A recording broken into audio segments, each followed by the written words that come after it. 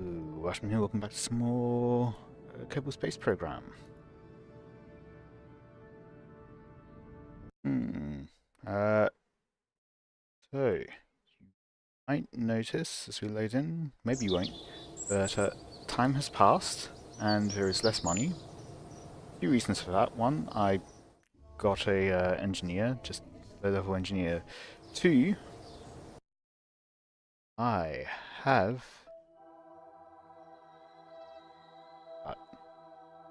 this in orbit now with an engineer on it. I see a maneuver node. Why is there a maneuver node?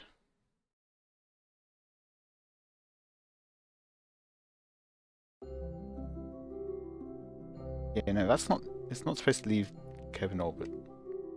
But yeah, I've got this here now to help with deorbiting stuff that are in Kerbal orbit.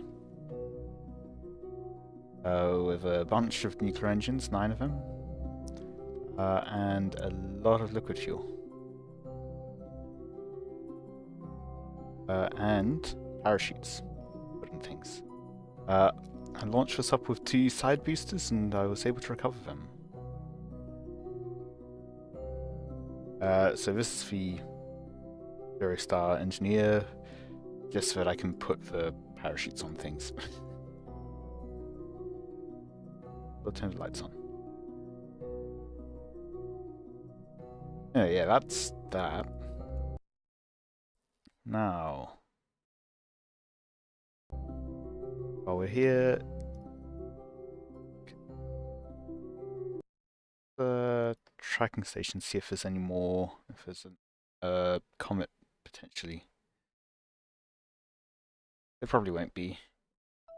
Probably failing that contract. Quite frankly, yeah, no unknowns. Okay. Well, worth a try. Interesting, I don't remember this. That is, well in interplanetary space.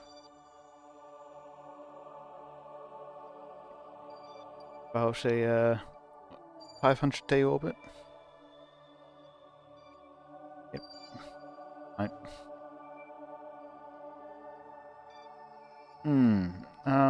Let's have a look at contracts.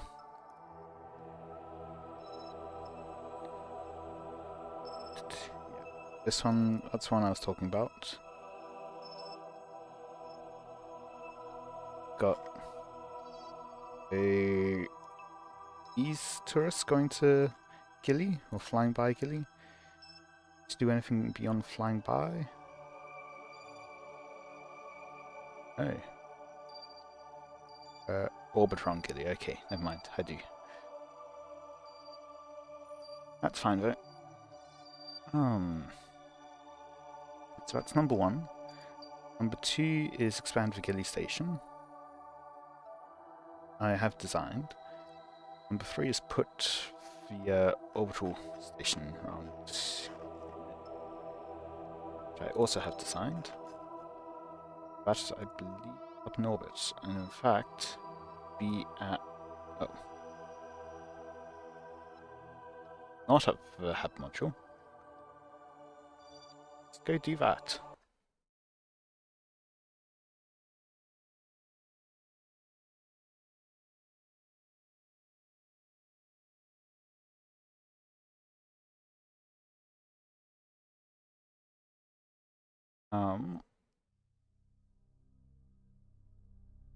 Go ahead and extend.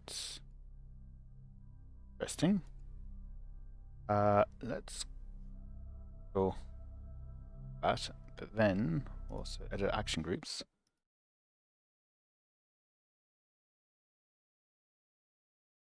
Yeah, one wasn't included. Interesting. I guess they're not linked.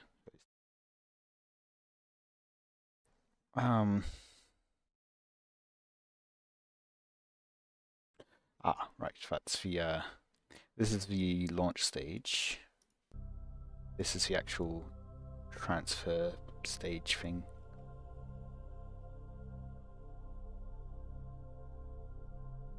didn't put any RCS on that. Oh well. A bit of fuel left in this. Got its own backup fuel for deorbiting, so that's fine. Let's set as target. Good. Put a new node.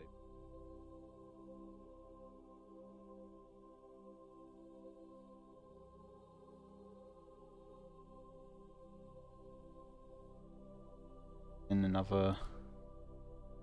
Just move along in orbits. Okay, go back to 1 and just slightly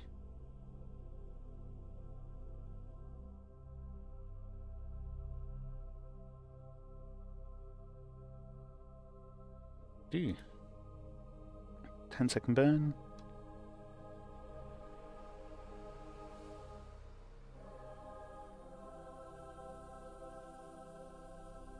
That. Good reaction wheels on this.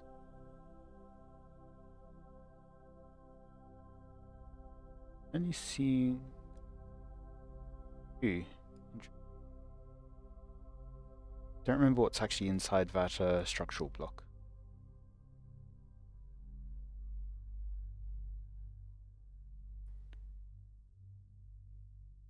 CS tank. Anything else? Camera at it.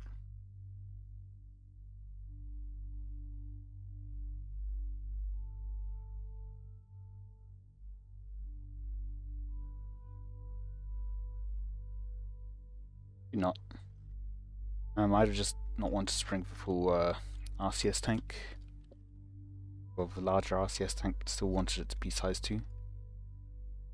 Anyway, I'll just time up a bit more. Close to the maneuver. And we can burn. 10-second maneuver when I've got the thrust limiter at 30%. Cool.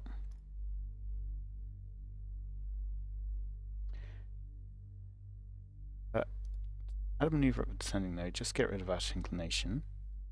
Because I might well.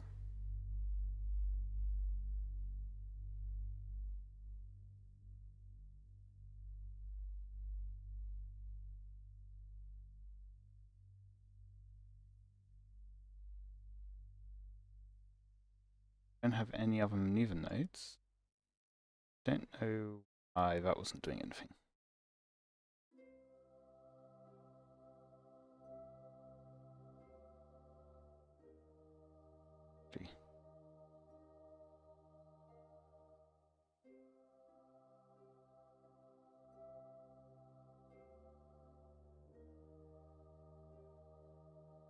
Yep.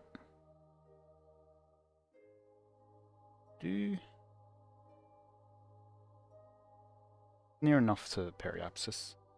So let's just point that way. That's 1 second burn, so let's bring that down further. 5 seconds is fine. Save and time warp.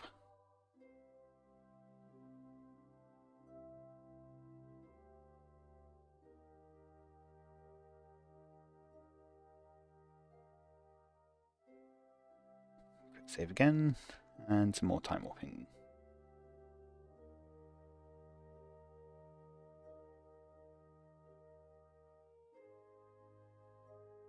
Hey. Go. A bit early, but oh well.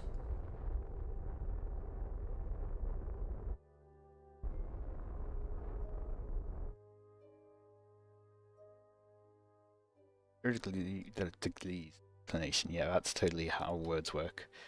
Now let's do orbits around. Okay, it's pretty close there. Now let's just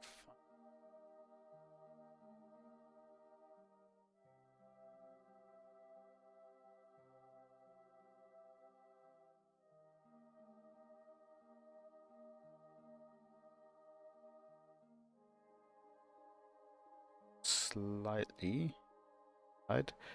Actually, Ahead or behind the orbit? See what I can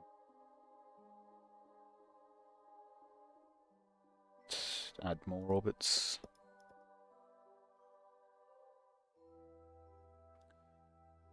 It's behind, right? Oh, no, wait. This way. So it is behind. Tiny bit more prograde. Down from 10 kilometers. 6 kilometers.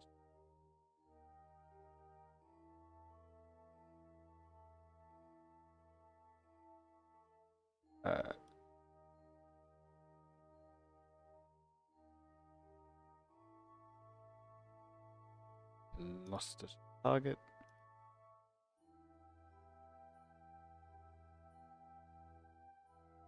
Up, it's just wrong. Right. Can cross. Once again, reduce the thrust limiter even more. Roll. And time up again.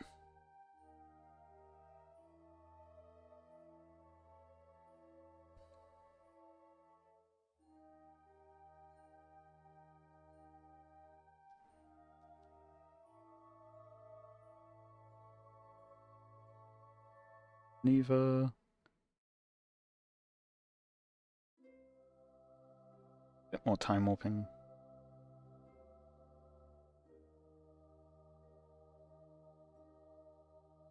4, 3, 1.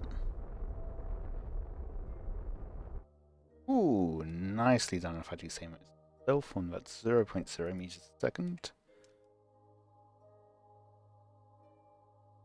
Now, perhaps this side of things. Descending node side of things. To the opposite. Which is now 6.4 kilometers. Retrograde.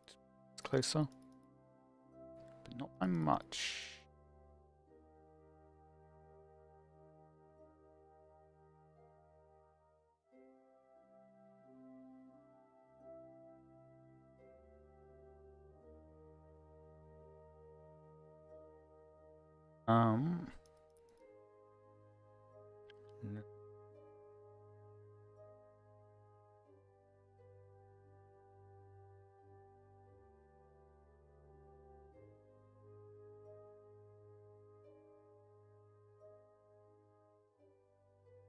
Mix of retrograde and radial.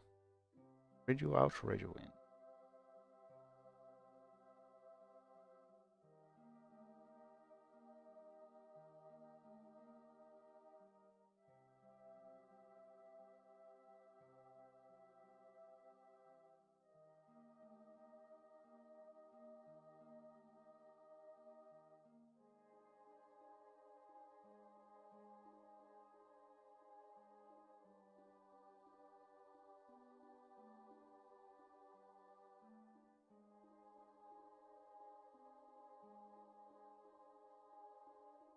There we go. Good.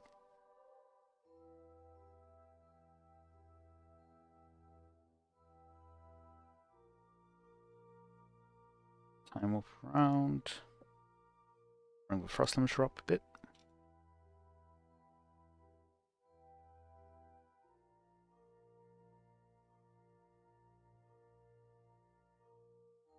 Not much.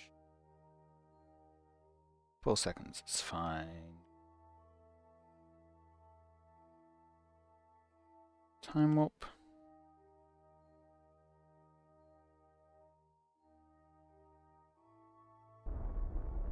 Cool.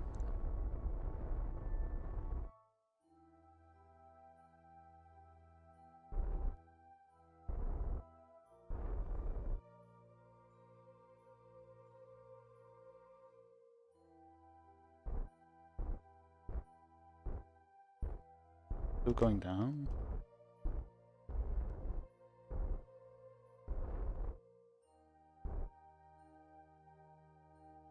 think that's as much as it will go. So let's just to retrograde mode. Target retrograde. Save and then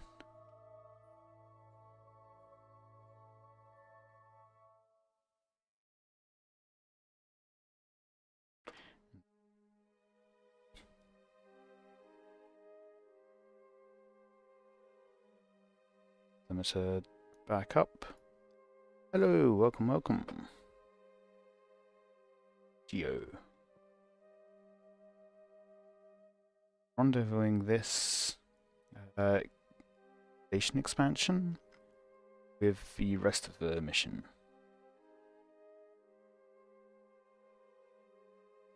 Time warp a bit closer. There it goes. It's loaded!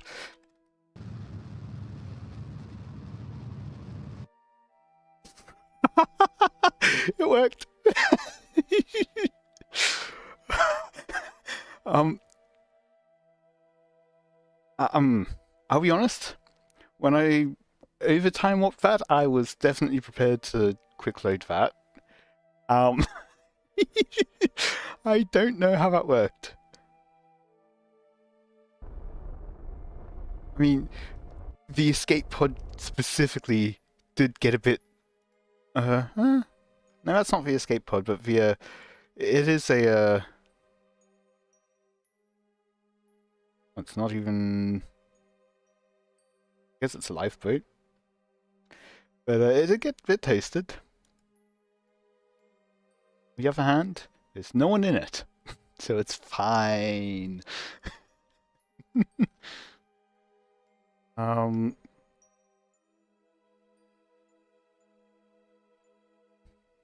going to clip that later. It's 20 minutes in.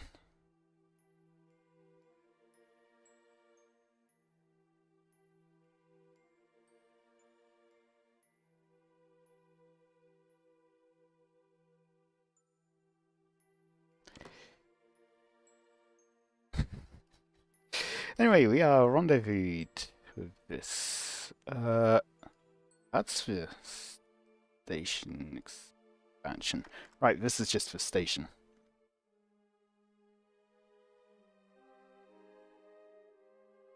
So, I think for now, just get them to be synchronous with each other. I think next I will launch the passenger and the return vessel. Let's bring that thrust limiter all the way down.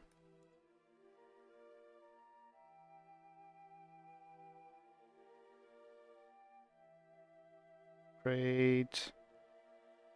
Come on. Second now.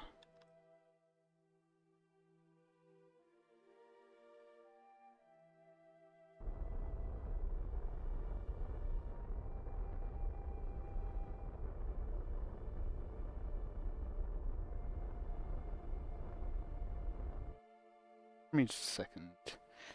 They should stay together now. I will be wanting the crew here.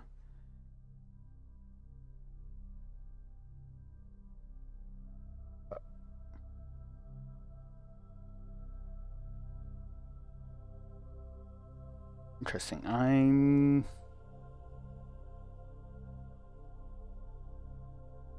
brought one of the for the transfer. The other one. I guess I'll go back to Space Center.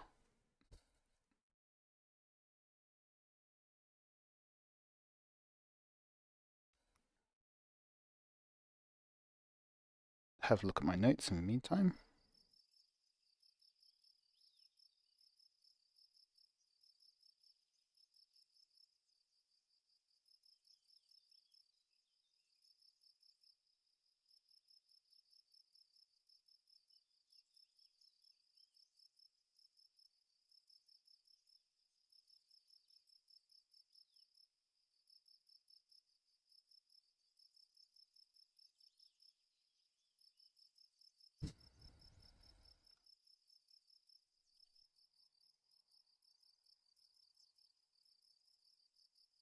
Rendezvous to the E station with Tats.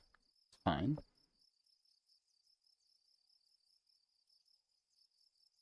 Yeah, I'm working on a new station.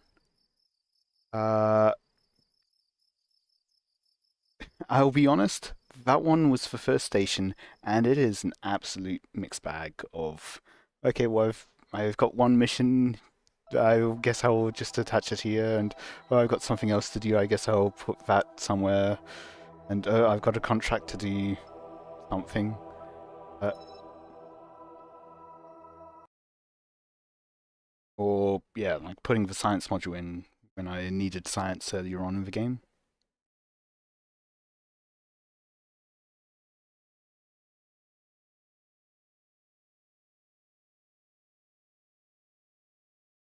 Yeah. Oh, right. I had a contract to have a lot of fuel, so yeah, all of this went up quite early on, actually. This engine used to be in the center, but then I wanted to add a like extension with. I want. I think I wanted to dock something, but I only had the senior docking port, so I then needed to bring an engineer to move the engine. I do have this emergency return command pod. That was more for RP reasons, I think. I've got the science module here.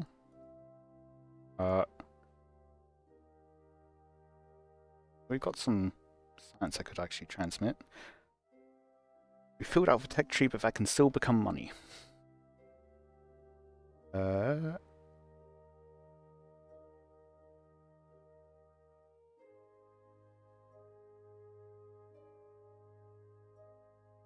And yeah, then I think I needed more crew capacity for a contract, so Cupola module was great. Have Kerman. Look at that. That's good for you. Anyway, so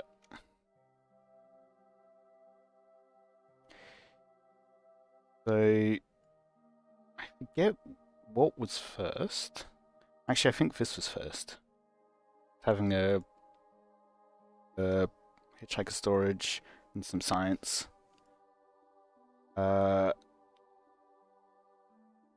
Then I wanted to expand it, so adding the hub here. Also, yeah, I put a bunch of inline stabilizers for that specific.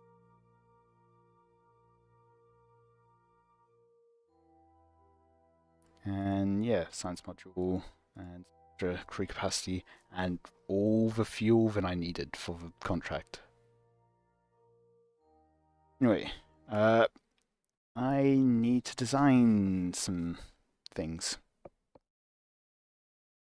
So I'm planning to work on 3 contracts at once. So yeah, I've got the Eve station up there already. I'm doing a tourist mission as well. And I've got a Gilly expansion.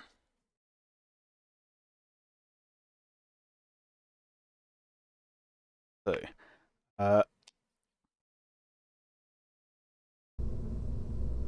I will need.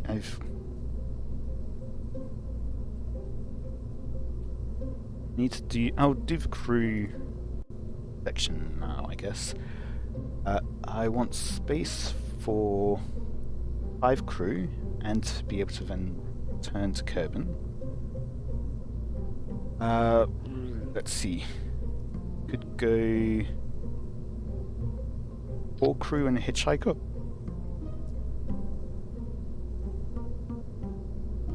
Now that would actually work size 2 wise. I would like to have a command pod. The module counts as command pod. right, yes it does. We could do that.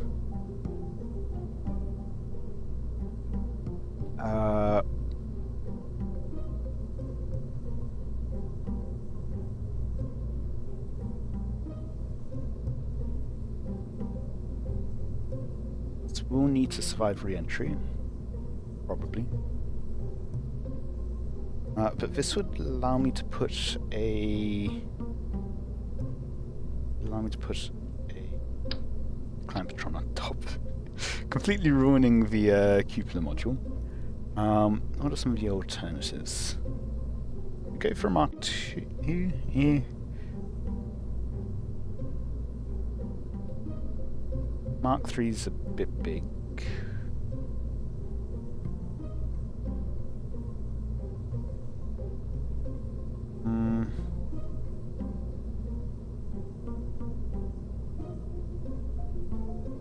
Yeah, I'm wanting 5 crew capacity.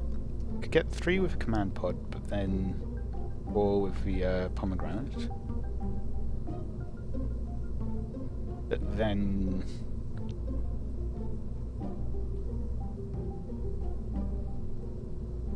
what about the other 2? So yeah, I think I'll go with that. Besides which, I will be in a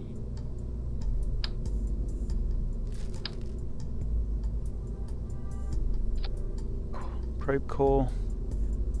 I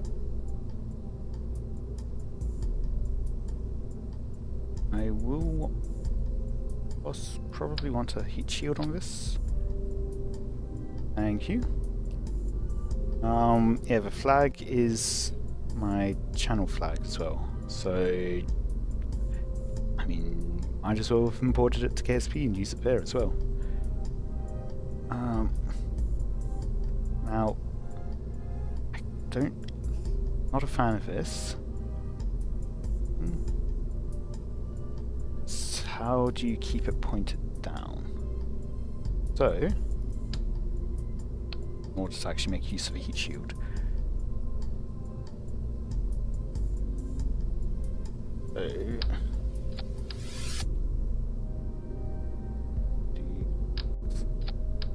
Still not a fan, but I can't really use anything on like the top for drag because I'm needing this to be in line with other. No, wait.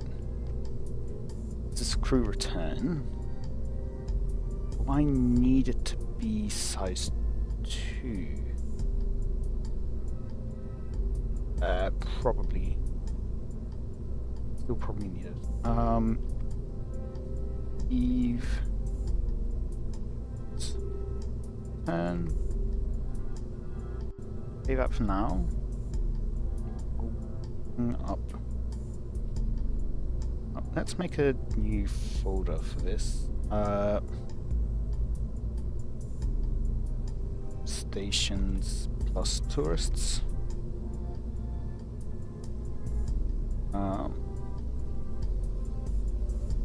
Save there.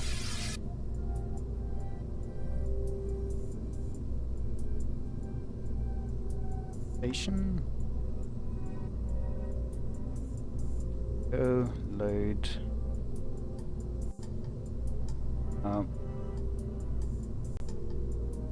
The launch vehicle. Save that. Also remove this to U station.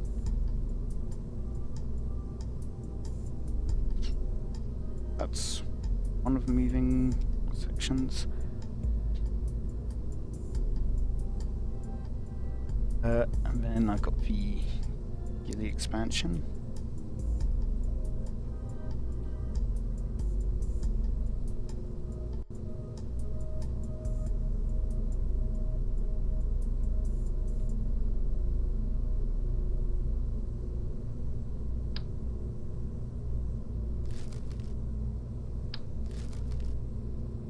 That's the Gilly expansion one.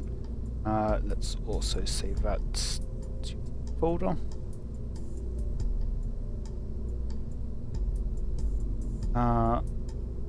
Add 2 fins on the side somewhere for no reason, please. On what? Sorry? On the crew return one? The issue is bringing it to the rest of the mission and then packing the whole vessel together.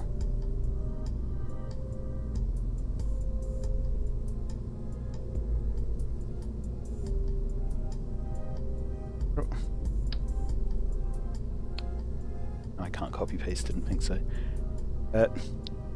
On any vessel? I mean, I do have planes and stuff, but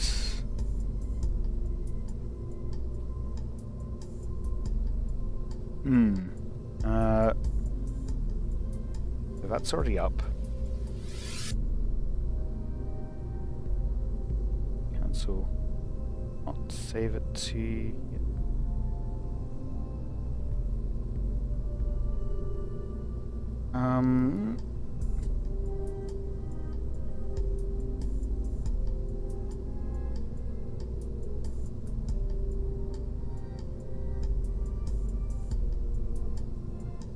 I'll scrap that actually.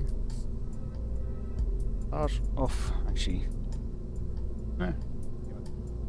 I'll start off with Gilly Station. Let's docking port as root part. And let's go to submodule or subassemblies. Ferrari.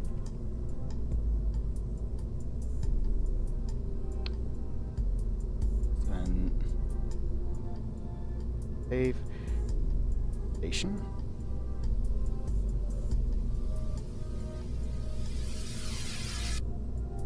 Wanted to search my subassemblies.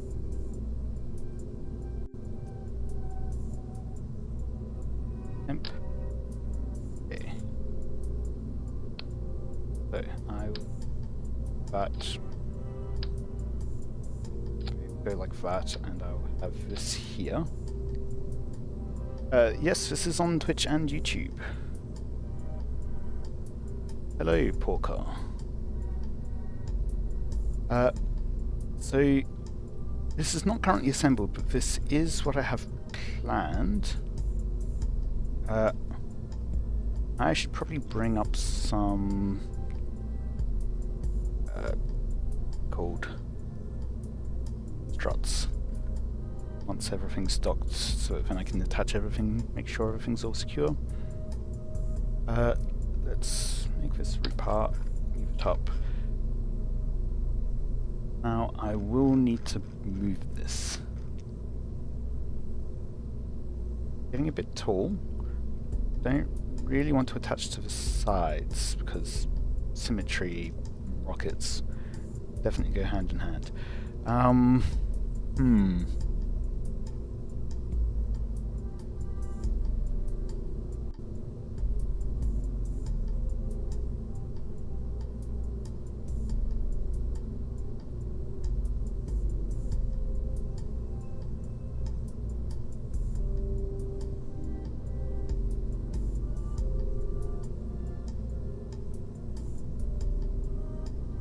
Yeah,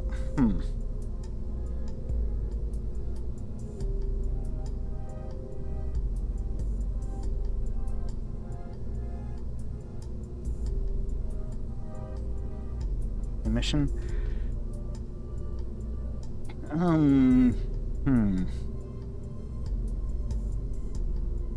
So this is what we currently have this in orbit, except we're missing one of these.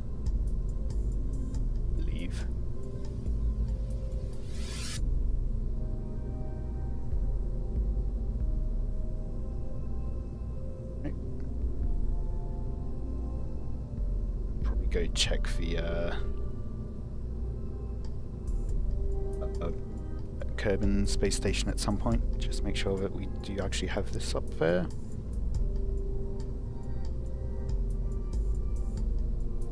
Now, probably will need to just have it be size 2. But if it's down here, I could actually add fins to it. Okay. Docking port.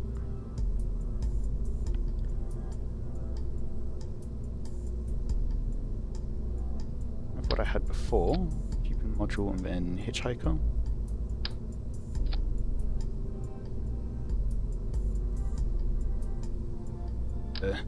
Heat shield. We'll put fins on this to keep it stabilized. Aerodynamics.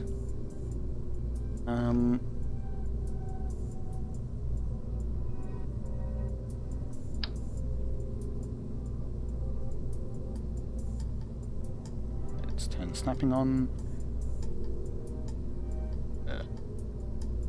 This.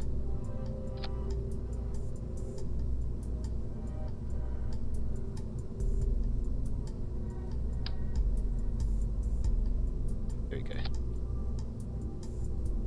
That seems more feasible. I will then also need to attach some parachutes.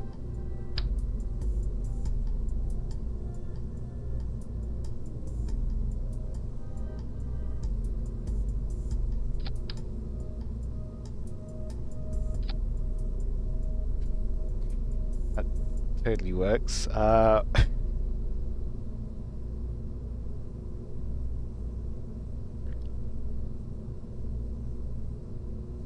You'll toss a couple in there. Should probably be good.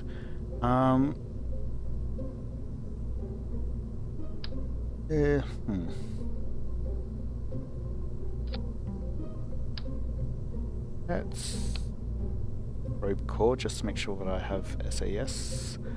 Oh, actually, no, I could put in tiny little called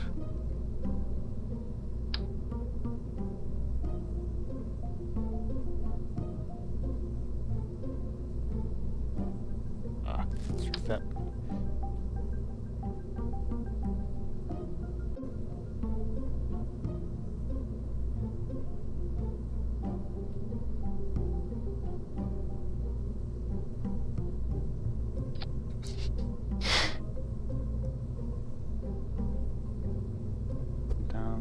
Slightly. There we go.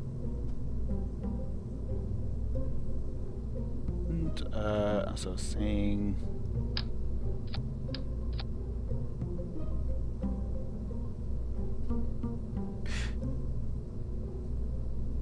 not at all ridiculous.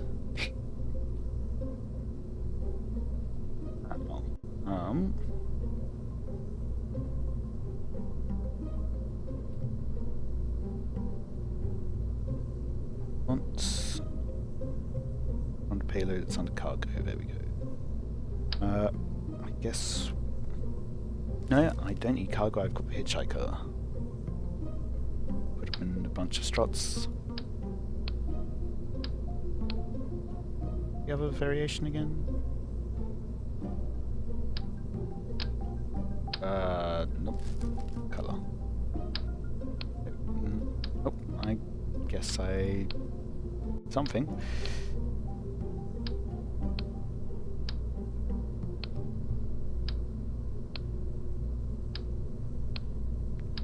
Not... might look disgusting from my point of view, but it does feel very Kerbal. And that makes it all right.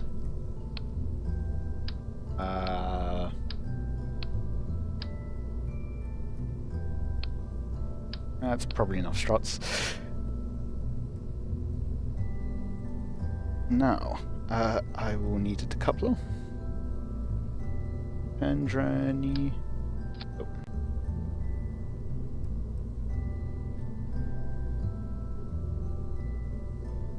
Now.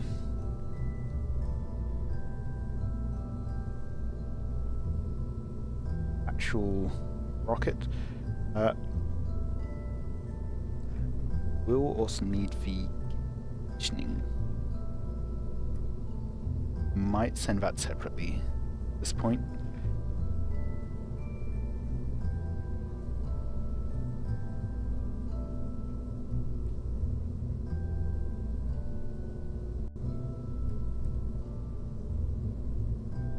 Think about how proud Jebediah is right now. I spelled his name wrong. It's probably right. I think.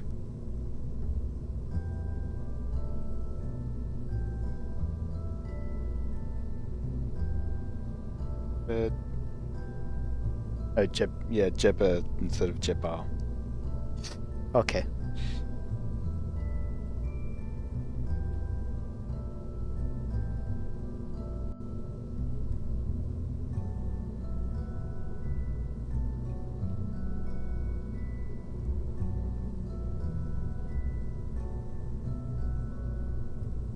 Typed in chat on my side. I don't think it went through though. Oh well.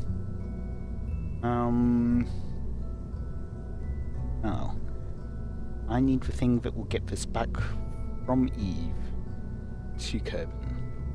If I pull up my Delta V map, that means I'm gonna need what, 1,300-ish, plus another 80, plus another 500-ish.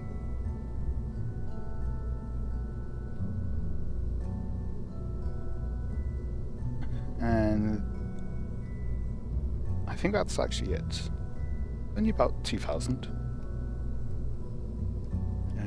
Or 2 kilometers a second. Got a view to return.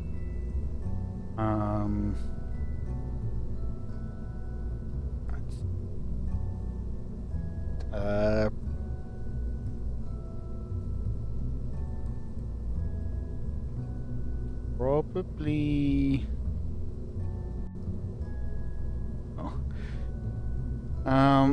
Let's minimize that for now.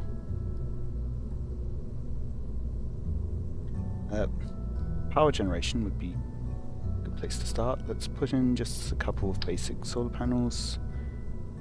And some trees in there.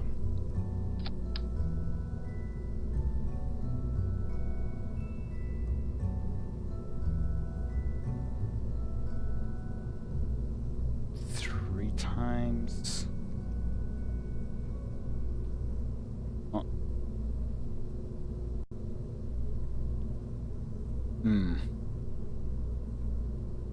Oh, as long as we're pointing the right way, I guess it's fine. Don't really want to cover up the hatches.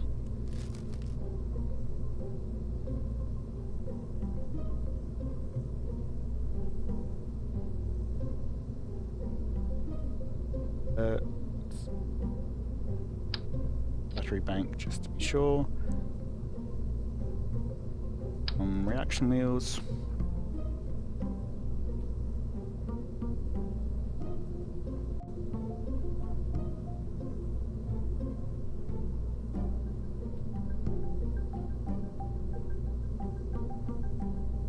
And probably some solar panel. Circular ones.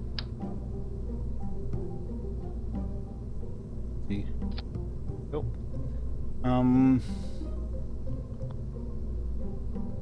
Do I need RCS on this? I don't think so. Unless I also intend on using it to position... I'll have something separate to position this properly, the expansion properly. Because I need to... because I've decided to give myself a bit of a challenge here for some reason or another. And I have to attach it to 2 docking ports at the same time. Yeah.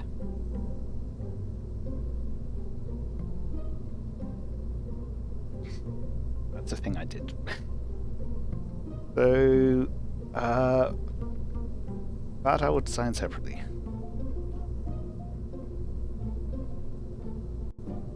Yes. Not to explode before takeoff? What?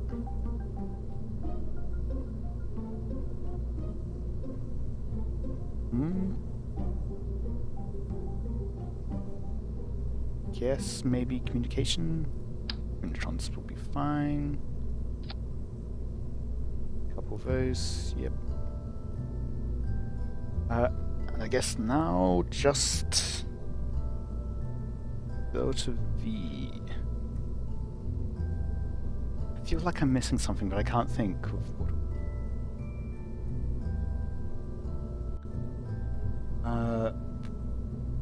I can just go through categories.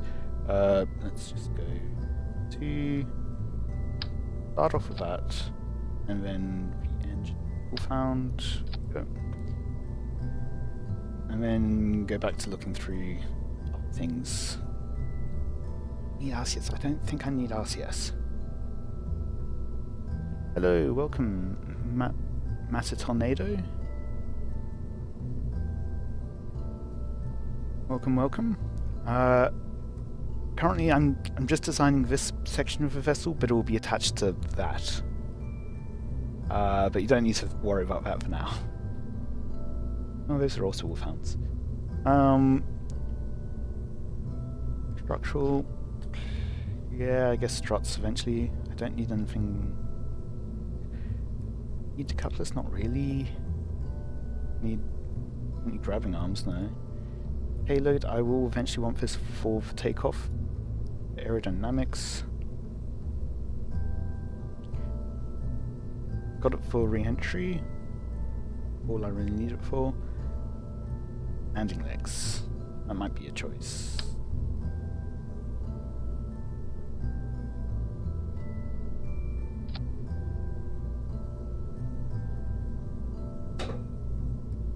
That does block the hatch. And the windows.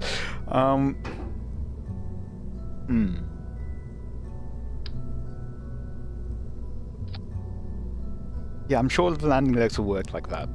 Yep.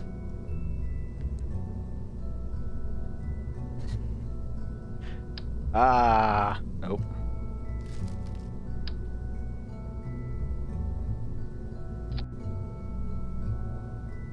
That kind of works.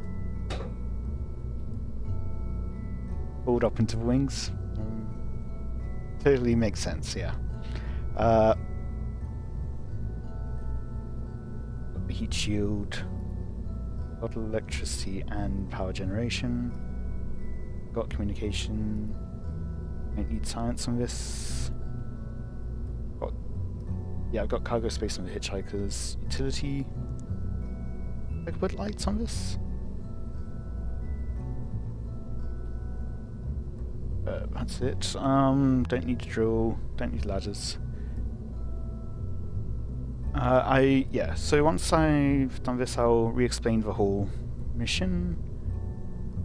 Guess I can put some lights in. Let's rotate it that way. Or I can put them on the wingtips.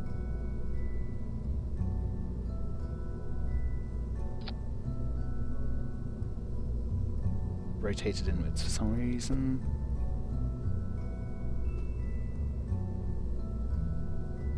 That will help us with landing, maybe. Lights, much as I really tend to put on. Although I guess this will be going in a cold aerodynamic thing. Got parachutes on it already. I guess the issue of lights is actually deciding where to put them.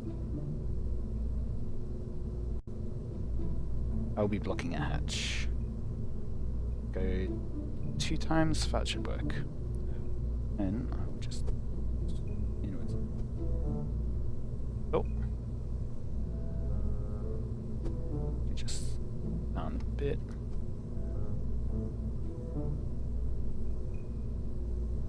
Okay, let's save that. So, the mission, I've got a few contracts.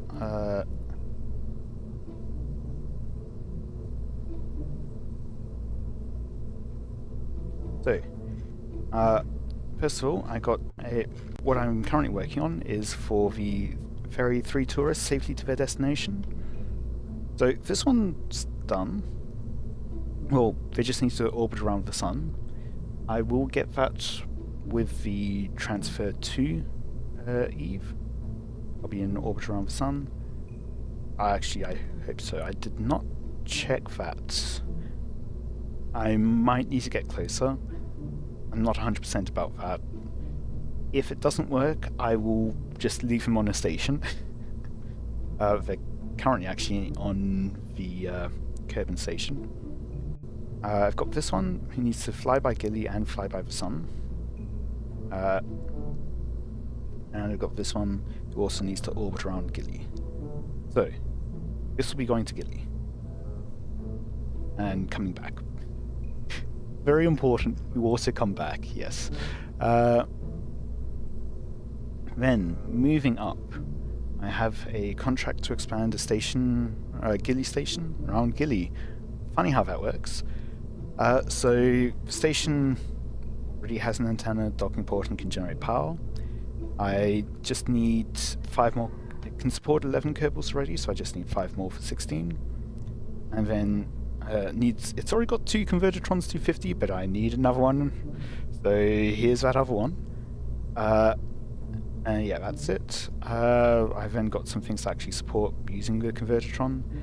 Then I've got 2 docking ports here. Because the existing station has 2 docking ports in the exact same places. I'm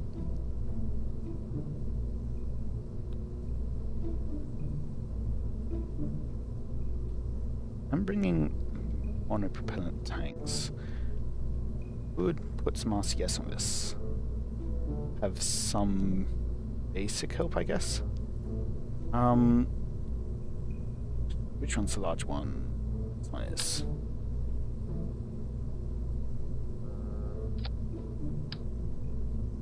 Except they're going to be angled, which isn't great for moving back and forwards.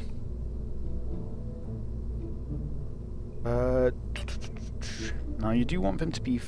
I have already sent this up, haven't I? Oops.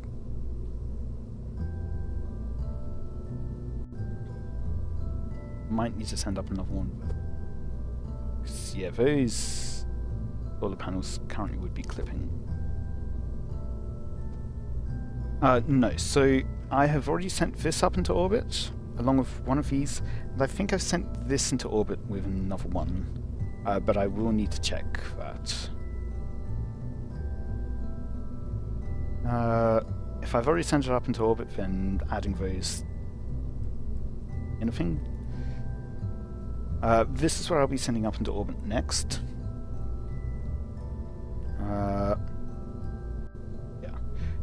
Yeah, so I'm going to need to dock this with the station with both docking ports at the same time, so I'll need to send something else up that will be able to actually connect to it and then properly docked. And then I've got some transfer stages for within the Gilly or Eve system. And then I've got the Eve station up here. Support at least 5 Kerbals, so 4, 5, 6. And then it also needs a cupola, so 7. Needs to have an antenna. I've got 2 relay antennas.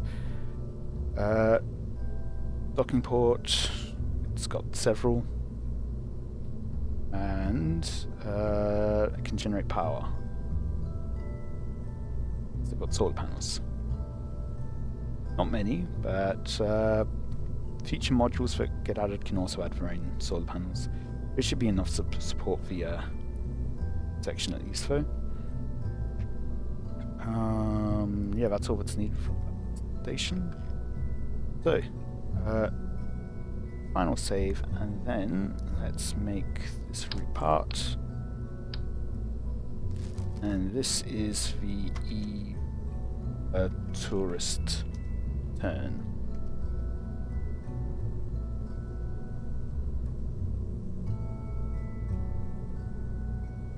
That turn. There we go.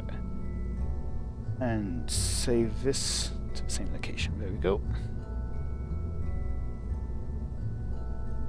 Overwrite. Now, this is going to be the stage that actually sends people, so I will need to send my tourist. I've got not a reticular module. And then I will be sending an engineer and Sanlas. And let's send a pilot.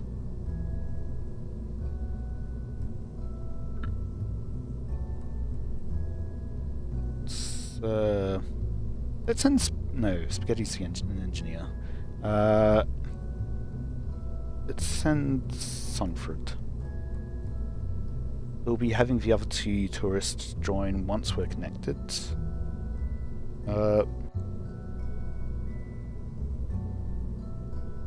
It's all set up. Save, although I don't think that actually do anything in this case. Now, I will want a launch escape system, so I will get a couple of cow controllers.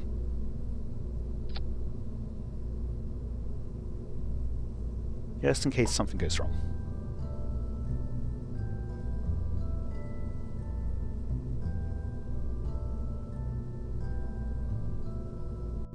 This I will want a payload bay, upside down, interstage on. Oh, that's it. What is it connecting to?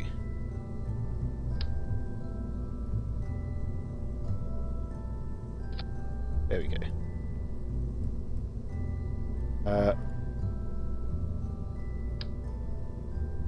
Closer? Nope.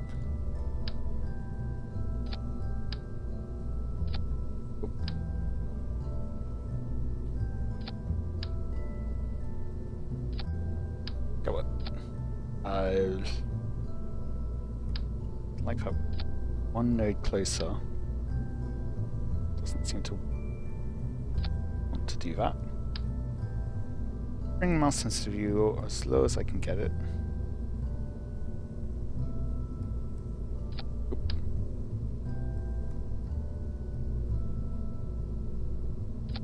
There we go. That works. Let's leave that fairing.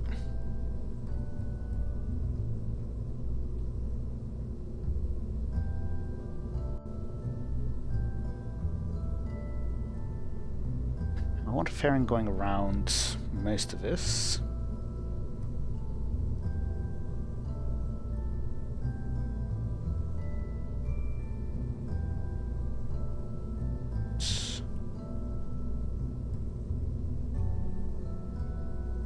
For launch escape, I can just use Wolf. Actually, like in atmosphere, not great. Okay.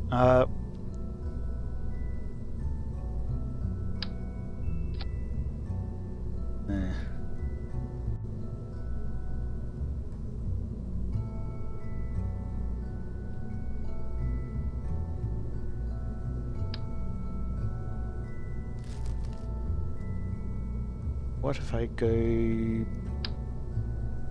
small?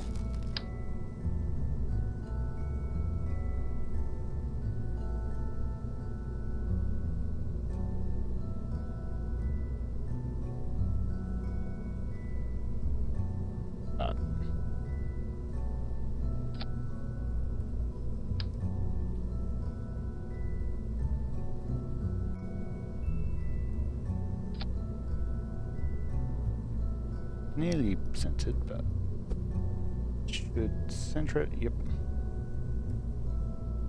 Other direction.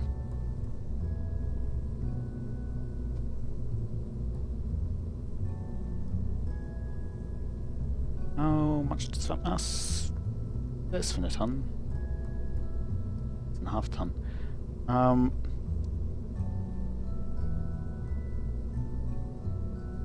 Yeah, even then, that's not great thrust weight ratio.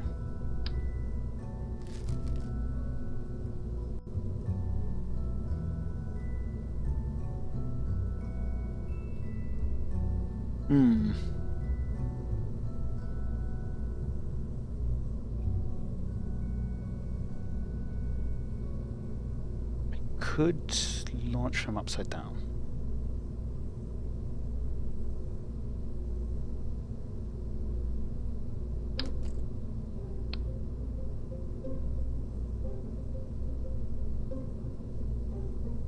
And have another engine underneath. It's more for atmosphere.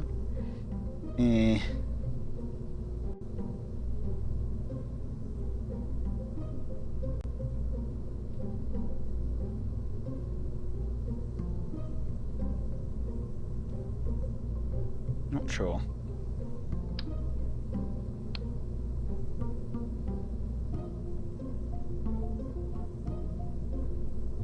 Could put the cow controller in here, but just in case I want to keep it around for something else, I will put it on body.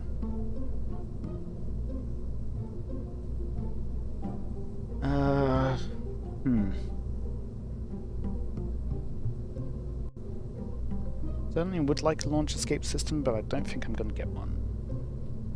So I will with this.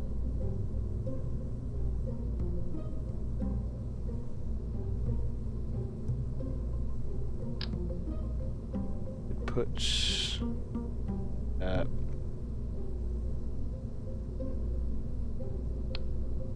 can't attach it like that. Oh. Okay. I attach it like this and then rotate it. Still doesn't look centered at all.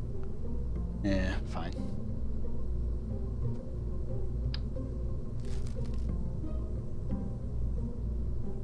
Separatrons it will be, then want a big old nose cone on that.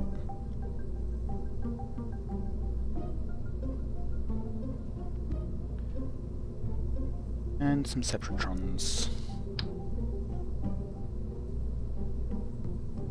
Arid mode. Oh. Go with the aerodynamic. Have the parachutes, just so they don't get accidentally triggered.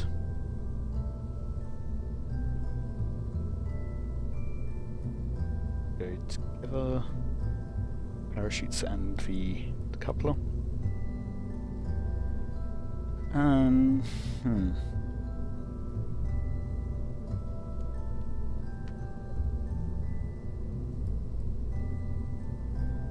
No true launch escape system, but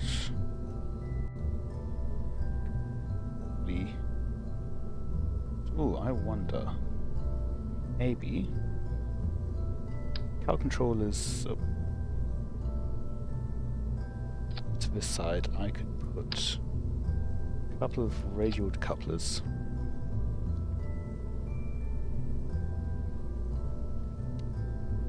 These would be the launch escape systems. So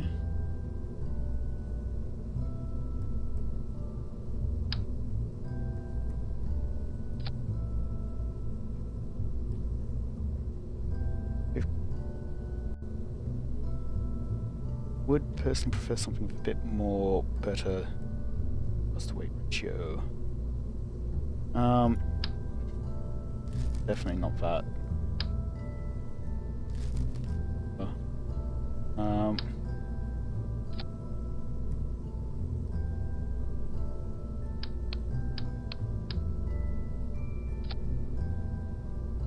0.39. I think that is actually better. Slightly. If I go with a flea, probably less. Yep.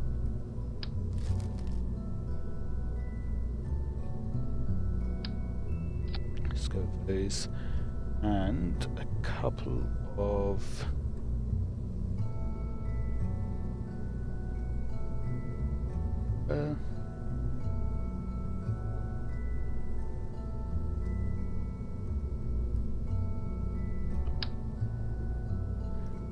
let's go with mounts ones. Why not?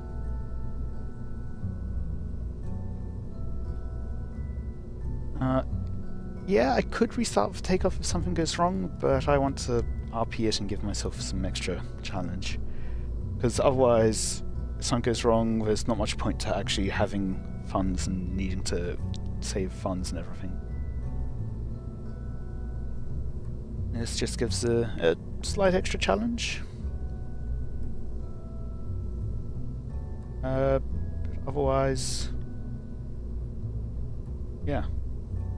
Now, actually, I might move. Oh.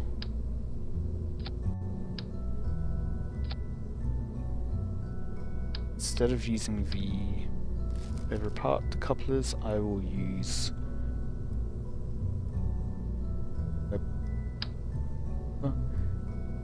that will stay on. I'm not sure.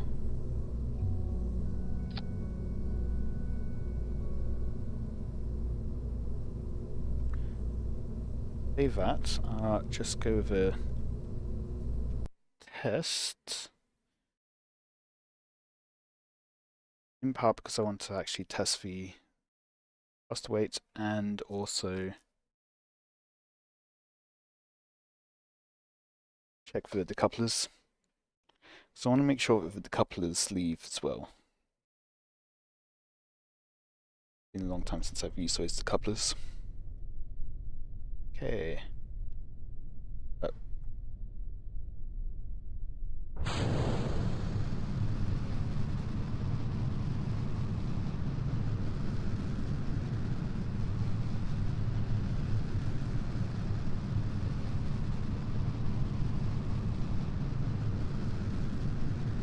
Way to be expected.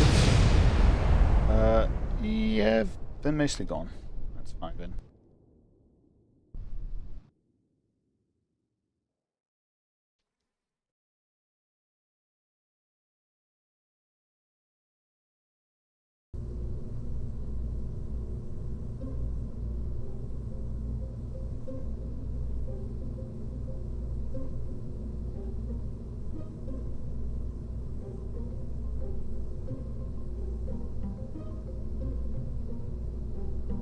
I don't think there's anything else I actually want to push in there.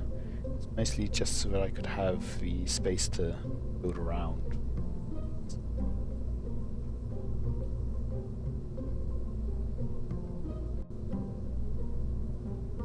So if I... okay. Won't be able to put it... So otherwise, if I abort, then I'll need to move the... deploy the detector shell. Can't place there.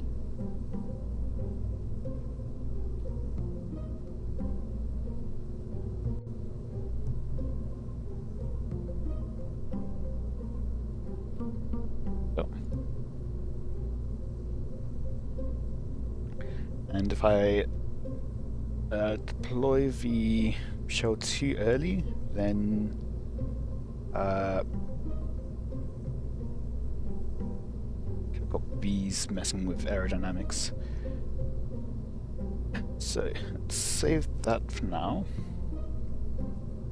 and build something that will get us into orbit. So mass of 30 tons. Okay. Needing that? I don't think so. So, let's see.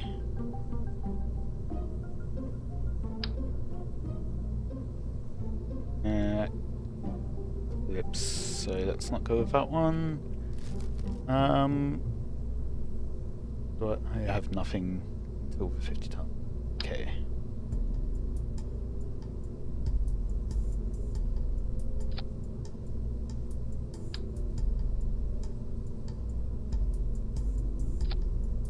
Works fine.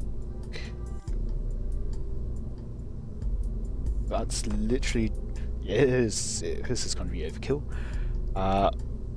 Don't particularly feel like making a whole new thing just for craft. Or another 30-ton beaster. So, overkill 50 tons it is. Now,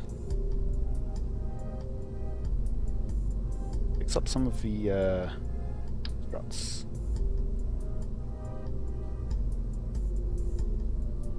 Two-time symmetry. Oop, nope, undo.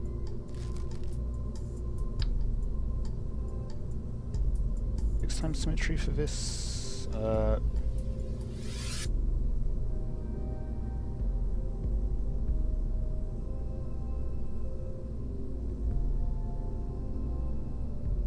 Eight-time symmetry.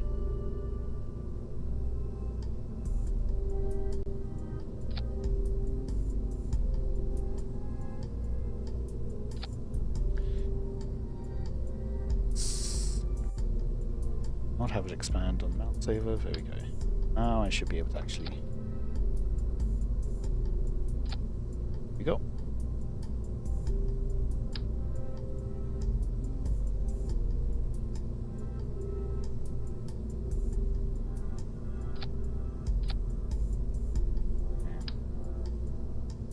Right. That should be pretty secure.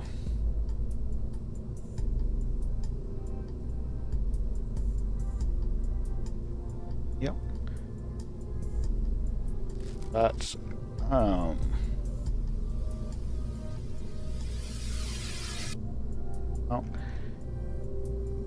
let's see.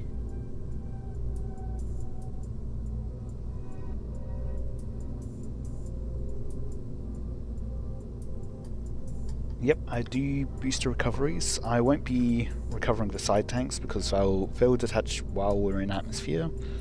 Means they will deload and they will be lost. So not much point in keeping them.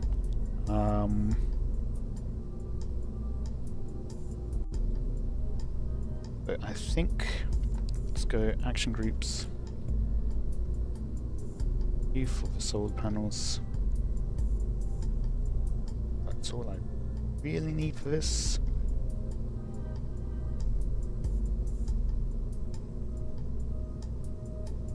You're going to the Gidley station, so I can refuel if I need to there.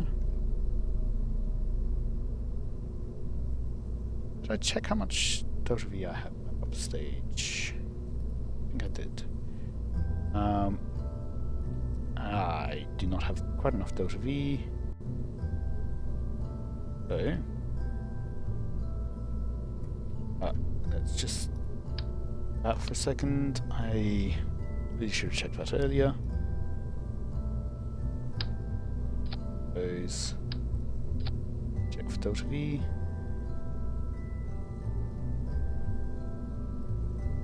Yep, that'll be enough. So reset.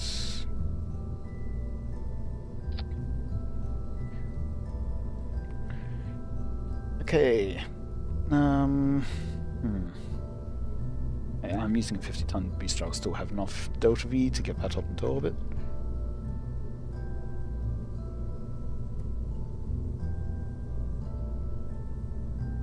Now, the reactions. Let's go with the dynamics first. So.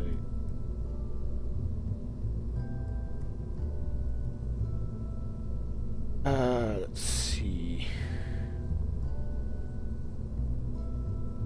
On the aerodynamics.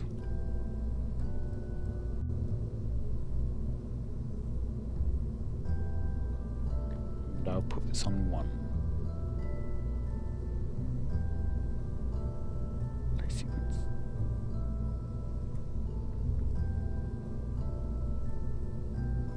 So I will need the Separatrons. I want to deploy. Oops. Deploy. Good engine. Thank you for the follow, Matatornado. Is there anything else I need in aerodynamics? Oh right, I need a couple. To actually be able to see. So,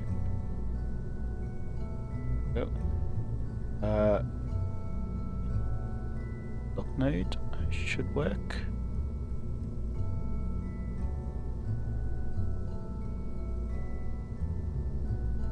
Yes, I just will need to have it in. So, first of all, deploy the shell.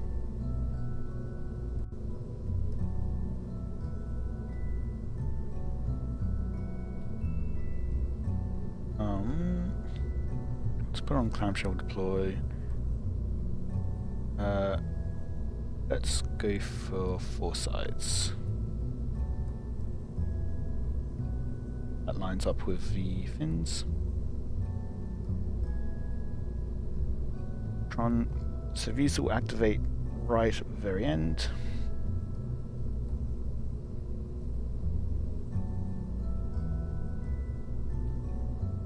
Bit of time to work their stuff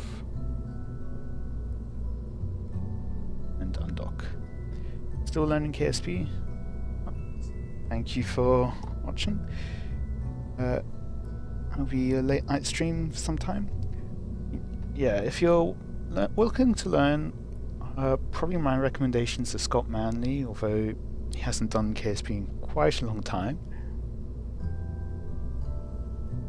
Matt Long, especially if you're wanting to learn space planes and stuff, which I will say for a career mode, having an SSTO space plane is great because that will, you send 100k up and you come back with 100k if you recover it and don't crash. That's all set up. One thing, if you're working with cow controllers, make sure you set it back down to t=0 before you launch. Otherwise it causes some issues. Now, on this side, this is the abort sequence. Abort button to this sequence. In here, I will shut down. Nope. Down engine.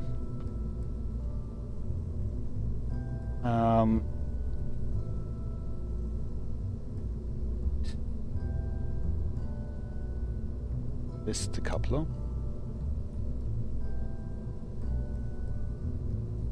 This is the decoupler. I will need that.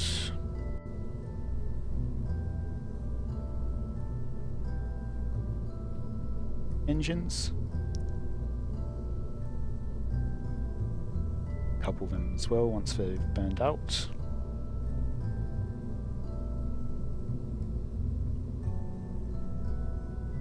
I will want to deploy all the chutes.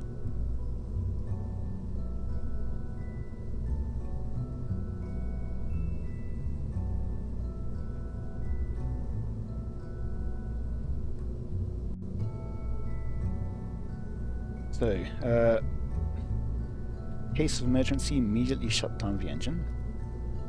In couple shortly afterwards. Can activate solid fuels immediately. How long do they burn for?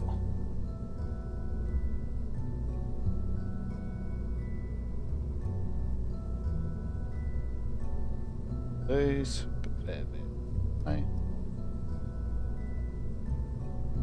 Let's burn for 24 seconds. Yeah. Let's move the solid fuel down. 12 seconds should be enough. It's 20 seconds long then.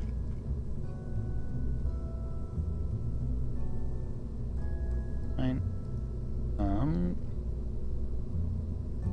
So seconds.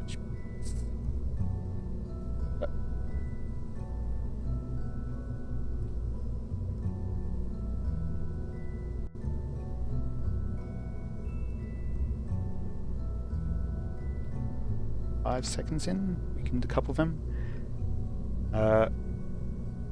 Then activate the parachutes. Deploy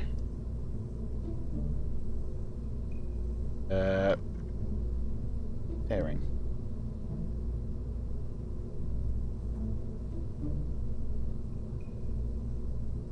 Feel like there might be something else I should do.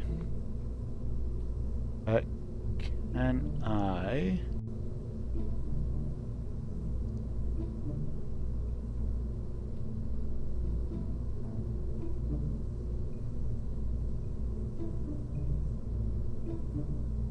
Don't think I can tell it to go radio out.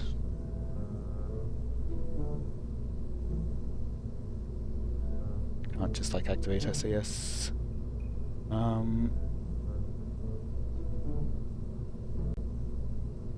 I guess I can do that now. I think that's all I really need. Ooh, actually, add in this decoupler.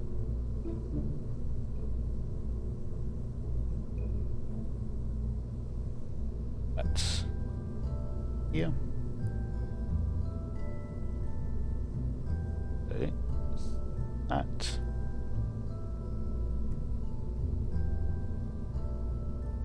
Now just go for a test abort. We'll see, make sure the abort system's working. Then finish off all the staging and launch, I think. Do you feel like I've forgotten something? Can't remember what it is. Okay, so set it time back to 0. I did not. Okay, so it's paused.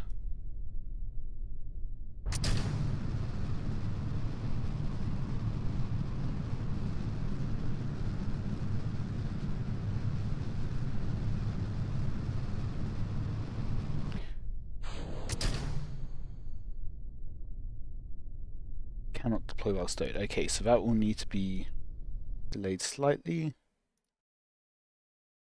It's just a simulation. Those Kerbals are in no way actually in danger. It's just called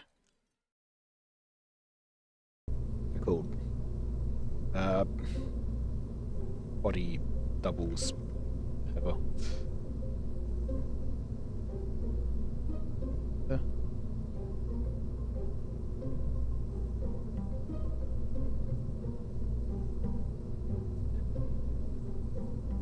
Let's bring that down probably to like 6 seconds, 5 seconds. That works. Open up that editor. Yeah, you can do quite a bit with the control groups. There are still limitations, but fine. Honestly, let's lock node, because why not?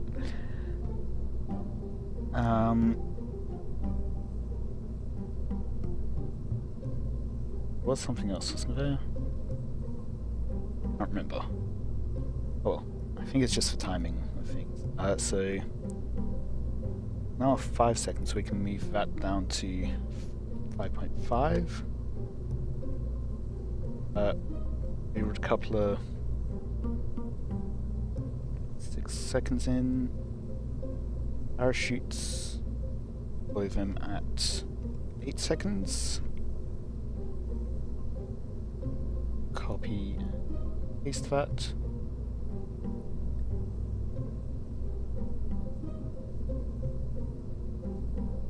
couple of this at the same time. And I guess a couple of the top section at the same time too. 0, that's probably what I was forgetting that time. Save and give it another test run.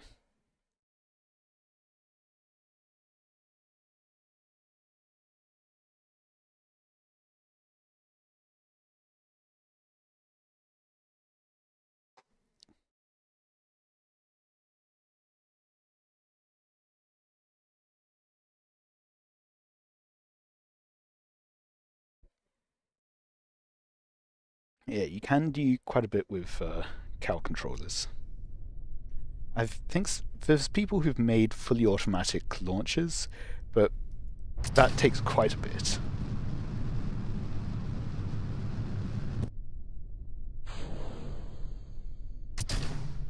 Oh, too late. Okay.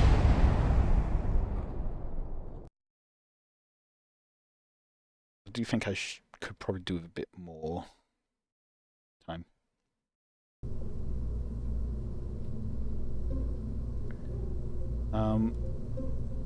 Bring that solar fuel up just a bit. Just, yeah, smallest increment. Okay, fine. 7 seconds now.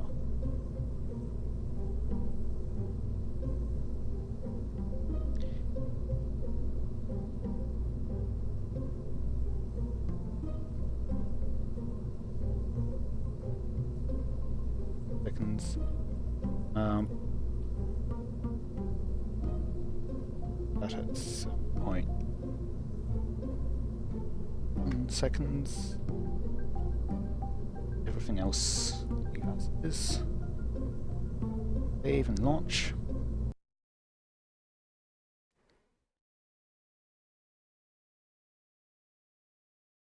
Explosion was absolutely intentional. I mean, yeah, you test the abort capabilities. I mean, if you're actually testing the abort capabilities, you'd probably not be testing with a whole rocket launch pad to destroy.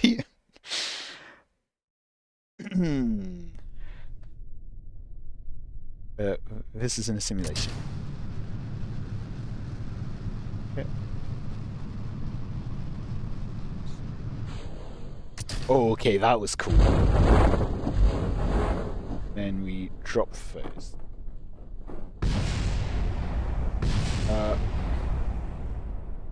Okay. Don't have.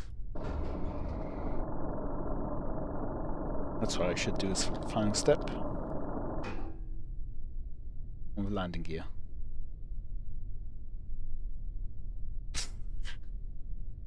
And there you go. See? Nice and safely secured. Yeah.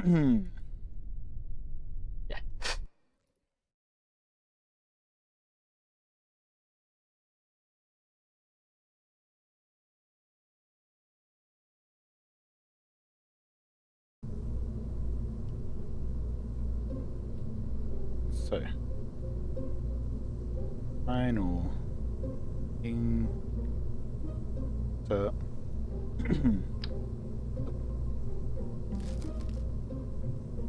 The action group section. Now, open up the editor. Aero. No, not aero. Abort. Add in the. Yeah.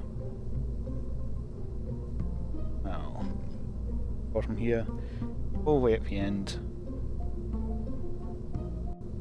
Start. Okay.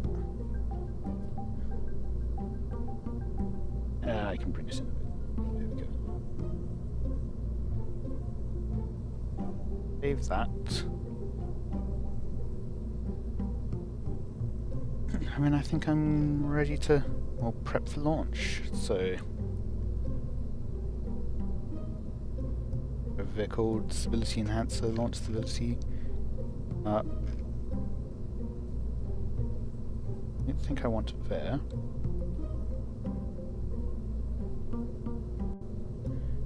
Add some more state.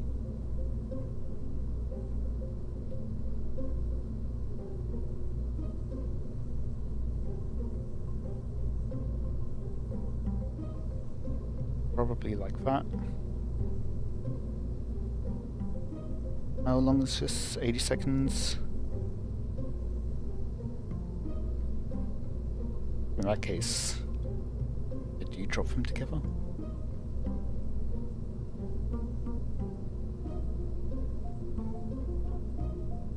I'll give it a try.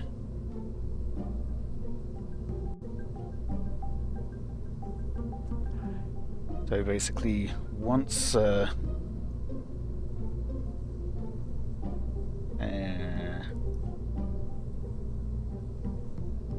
the time I'm dropping the side tanks, I'm probably past the point where I need the abort stage. That'll be high enough that I'll actually be able to respond, and, like, decouple everything. It's mostly just so that then the parachutes, everything has time to deploy and then the parachutes have time to activate.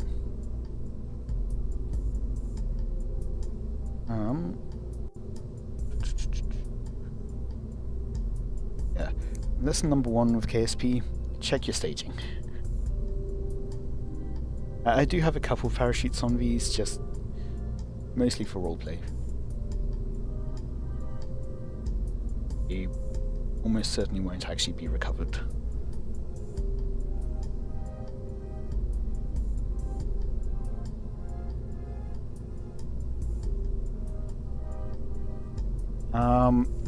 So, Eve, I plan on making an interplanetary tug, and then docking that with the whole network and then launching.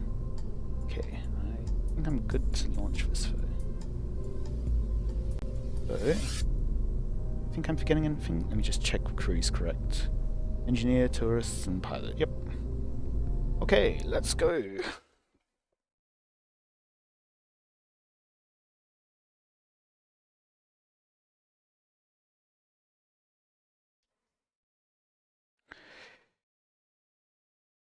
Not yet at the point where I'm doing the Eve transfer planning.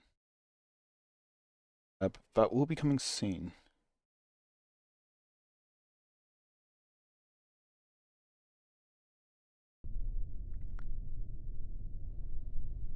Okay.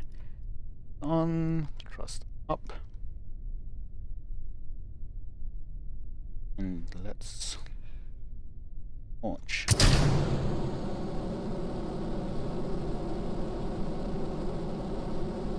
In drop tanks.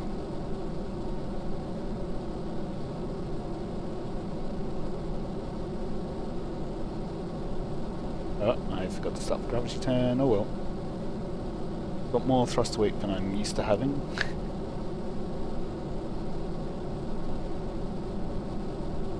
Normally I'll go for like a 1.3. This one started with a 1.4. Hitting is slightly above where I'd like it. Probably just switch to prograde at this point. Tap down to equatorial.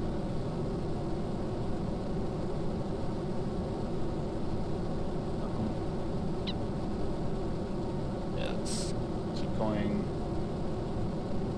20 seconds left on the stage. This gets down to about 10. I'll activate the fly boosters, at least use up their thrust.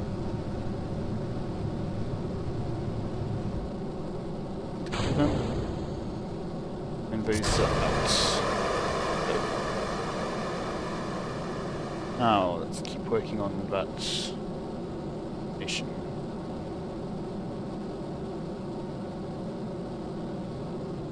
Roll down a bit actually. Oop. Yep. I have shot past my target. So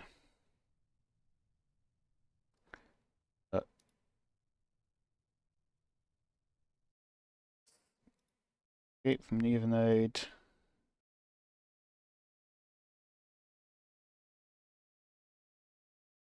Oh. That's too high.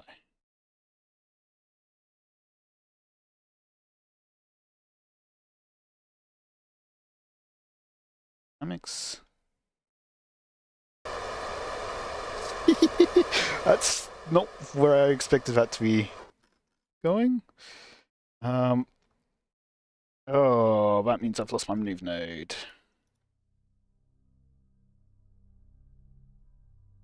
I think that was the root part. Close enough. This had for KSP2, that would have been a banger with more modern graphics.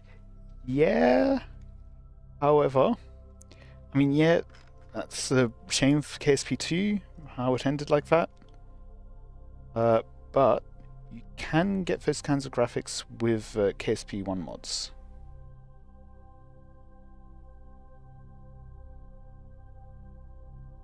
Good enough. How long to apoapsis? 7 seconds. It's a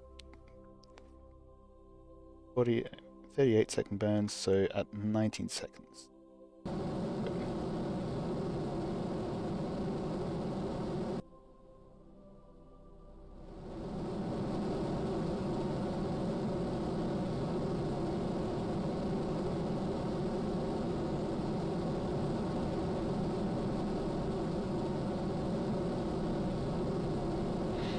Much more vertical launch than I intended, but we've got the Delta V to spare on this stage. Not like I was going to use it for anything else.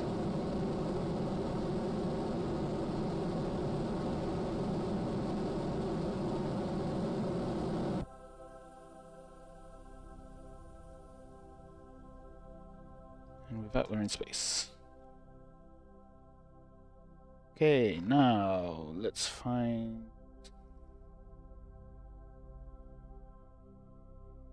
target. Okay, let's also okay, that's fine.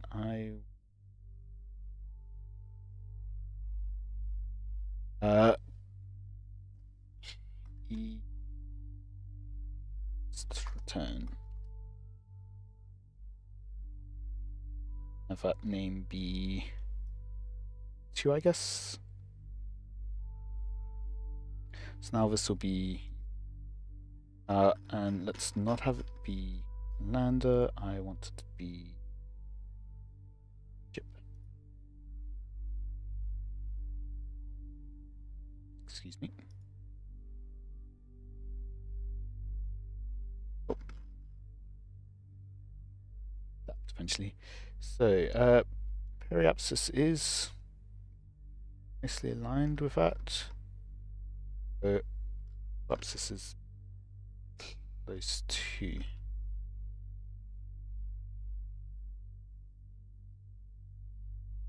By about 10 kilometers. Anyway, so.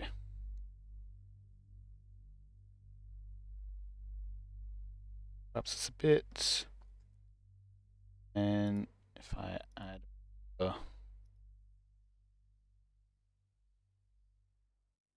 orbits. Okay, then go back to maneuver 1, a bit more prograde, and we'll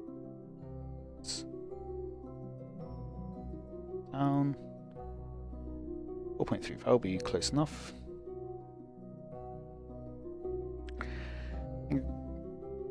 Got a few, I think, for one you like for most is updating the UI. Yeah, I'm not using too many mods, although at some point I probably should get better time warp. So far, mostly playing vanilla with some Planet Shine, just mostly for stream, to you can see. Let's extend the solar panels. Since we're in vacuum.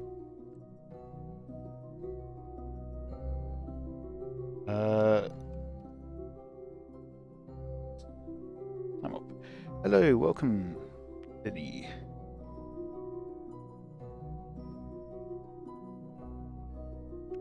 Currently, just going to rendezvous my Kerbals with the station before they all head off to be rendezvousing with the other tourists that I'm going to pick up from my station, and also with the whole station that we're transferring over, including an entire station as well as an expansion for a different station. Oh, 3 seconds.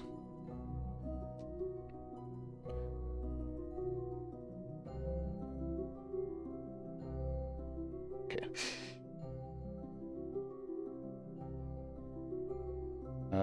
Let's 5.5 station.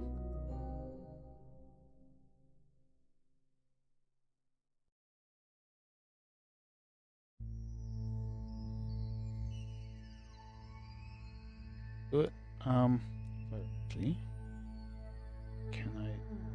can move the descending node to line up top of our encounter. Good, that will mean that we'll be even closer. Love KSP, I'm enjoying it too. You'll notice there is a fair bit of debris. While I could just delete it, I have a vessel that will go around and deorbit them. But for the most part, I try not to leave any debris up in orbit. Save and time warp to the next maneuver.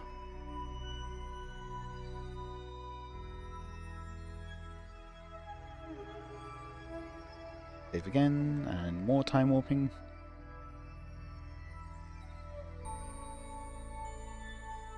Four, 3.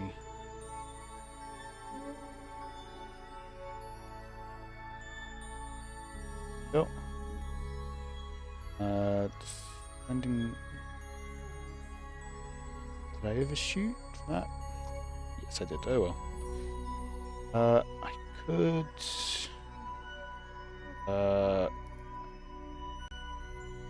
What's the point of sending something out to get the debris? Couple of things. One, technically I can recover a bit of money. 2, because I want to deal with Kessler syndrome. So then I've got a reason to not leave anything up in orbit. Any debris up in orbit.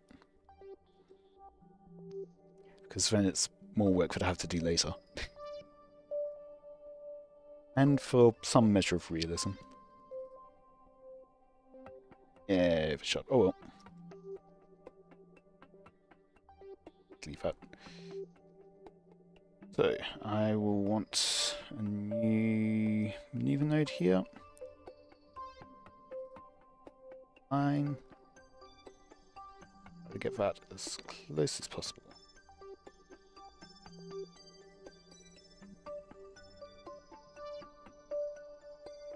Amplify instruments.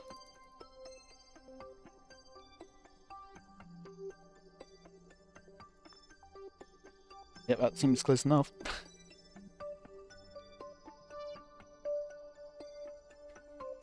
That will do.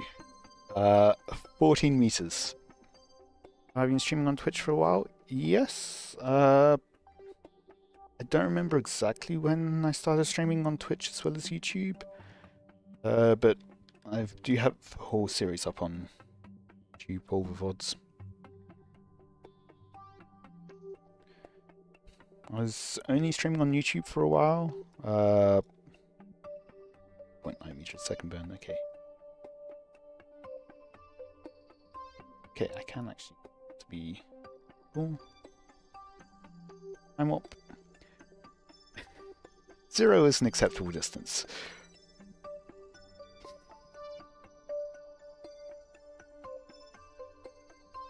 I had a close encounter with a maneuver earlier today.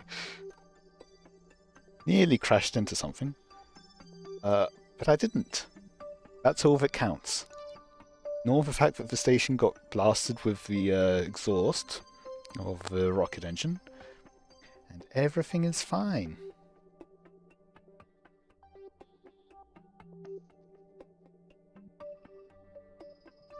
Now that we're lined up, let's just...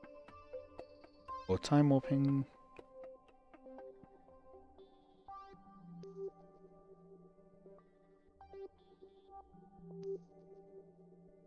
One.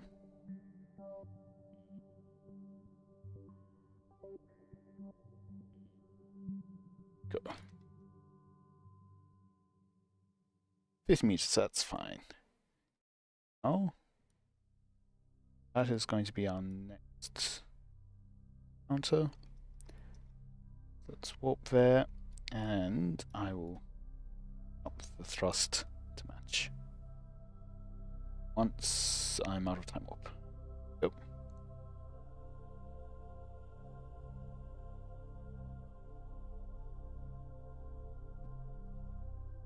It is. So target retrograde. Warp to spin around. And some actual time warp.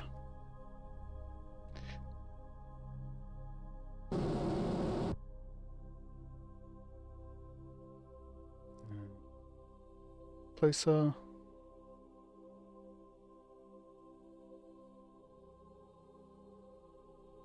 That is just for E.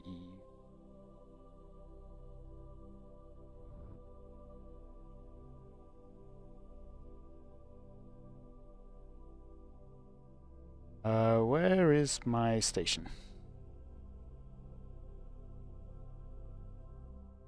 Not in range.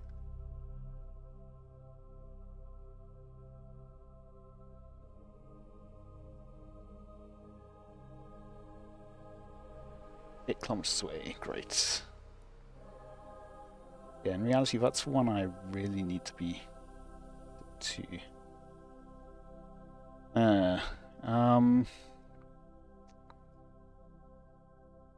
Trickier.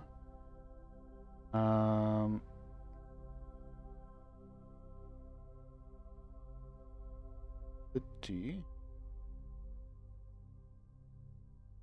6 meters a second relative to it. Okay, so what I can do is push the target marker for the oh no, I need to go the other way. I need to push the retrograde over to the target. Other side of retrograde. Let's just point to target.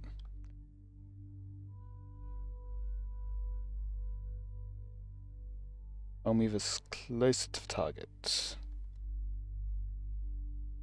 So just so we're actually going closer to the target.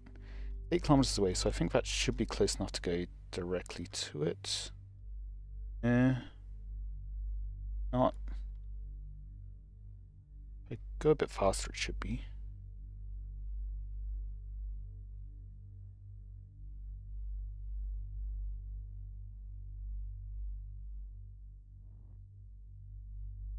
Yep.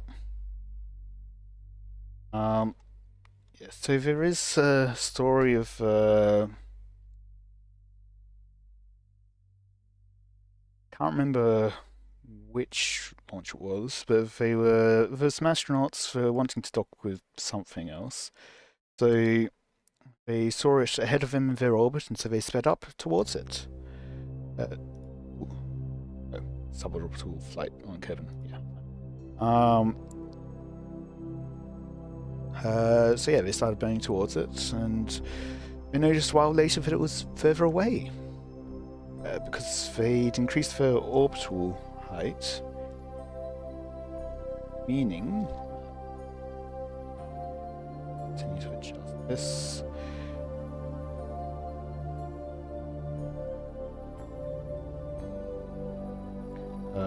Yeah, meaning that they had a longer orbital period, which then meant that they were slowing down in an angular sense relative to their target.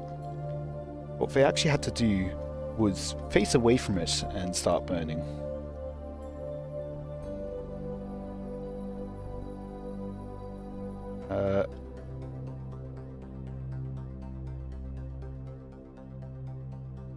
Retrograde. Go. Let's warp a bit closer.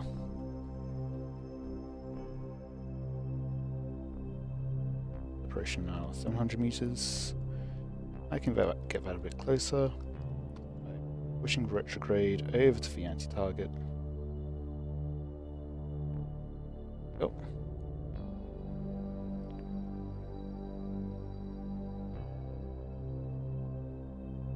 There.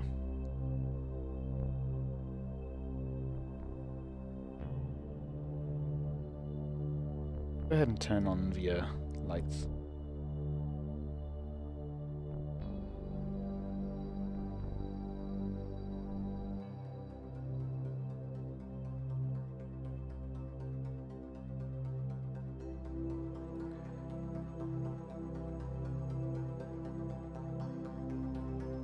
Just slow down. Get a bit closer.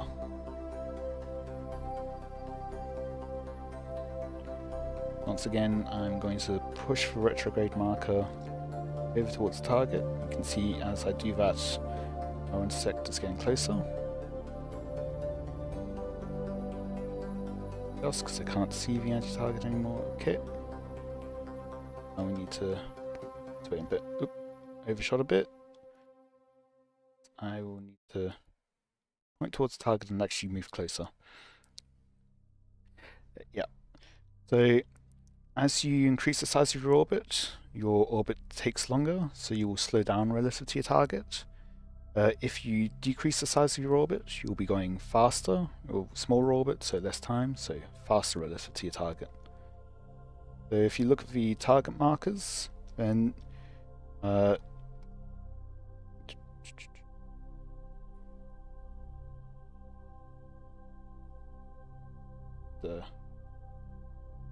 me bring this.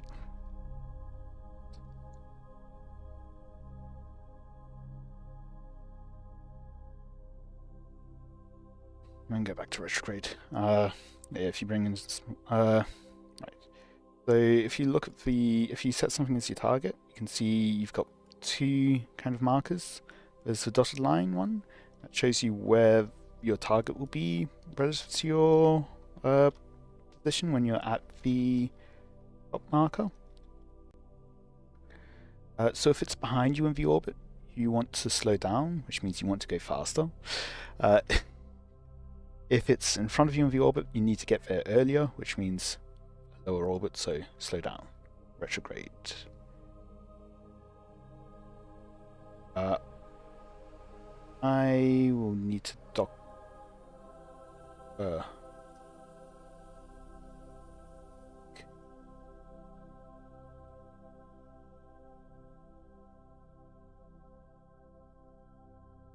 Which means to undock. Aha, okay, so I am missing one of my transfer. Okay, so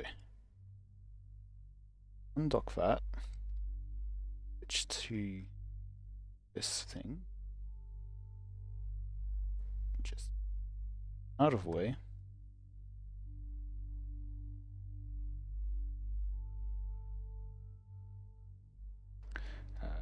So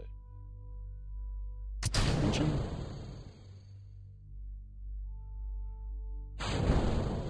Engine.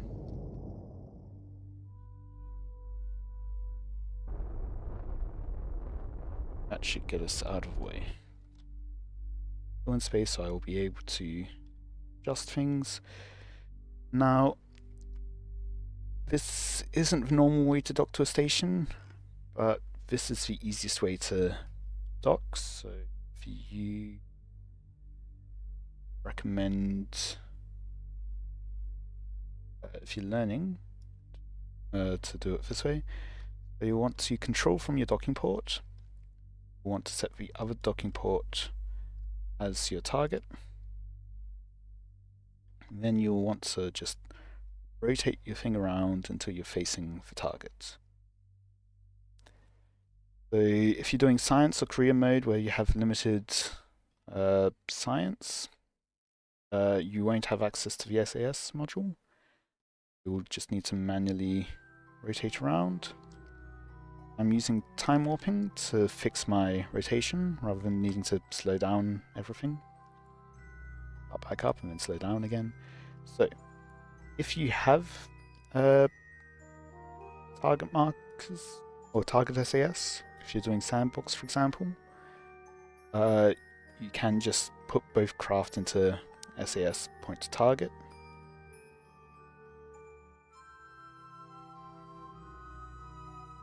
Then both sides will point towards each other. So you can see the stocking ports pointing towards that one.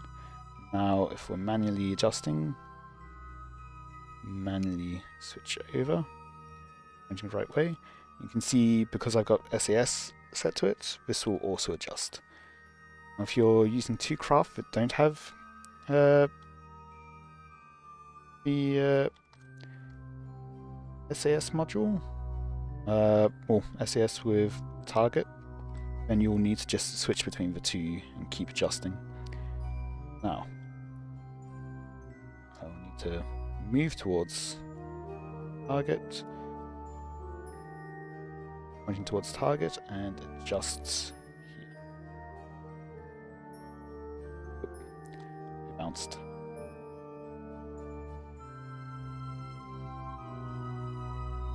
So yes, you can, if you have a higher level pilot, I do not, you can have them do SAS, but if you're using a probe core, a lot of them come with SAS. So you can see here, this doesn't have any pilot on it obviously, but this drone core comes with these SAS functionalities.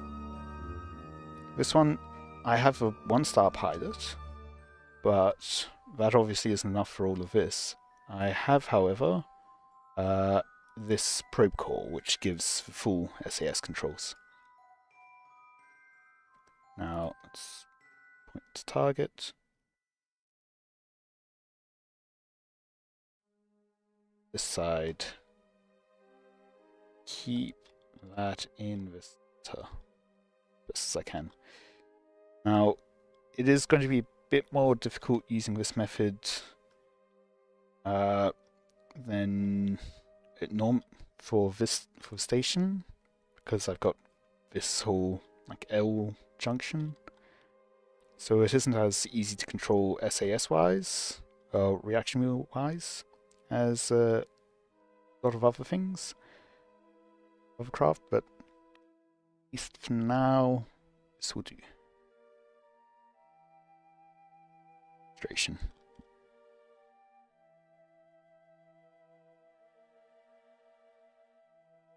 Sure that we're still pointing that way. Nope. Once off again.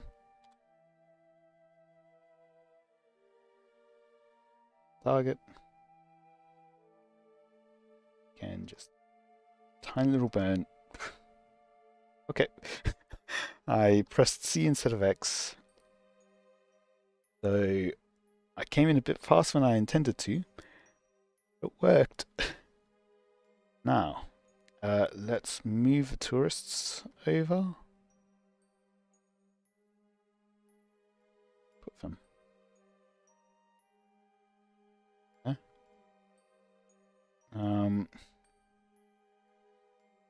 Crispro, where are you?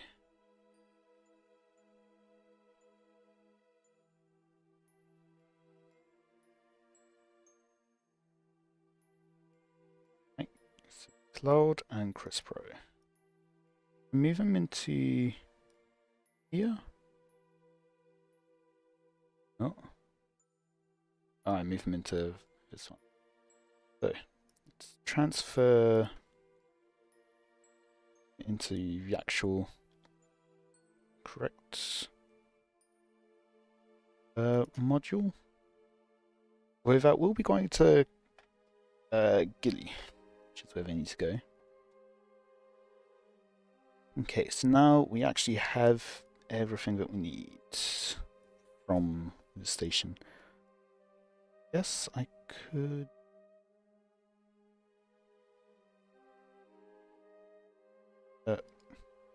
could refuel on monopropellant. And yeah, because I've already got this section up, so changes I made for the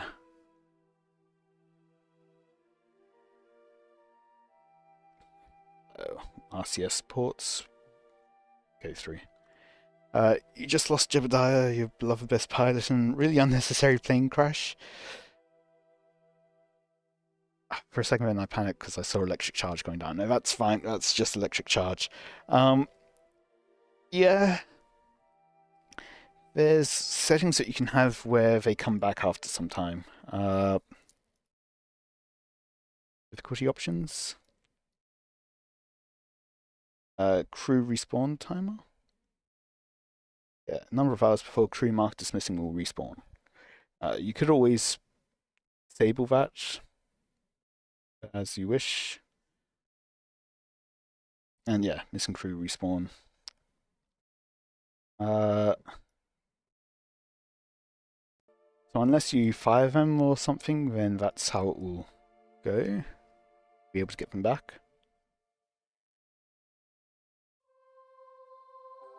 Yeah. I will leave that in. So.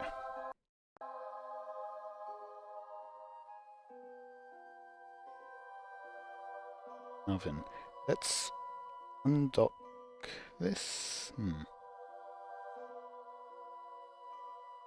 I guess that is going to be the bottom, so I don't need... I can leave this on for now.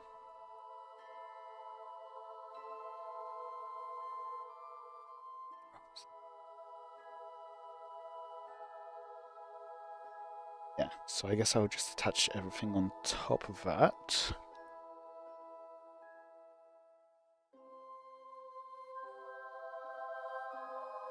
I've only got 73 seconds left. Find this. Yeah. Okay, I will send this down.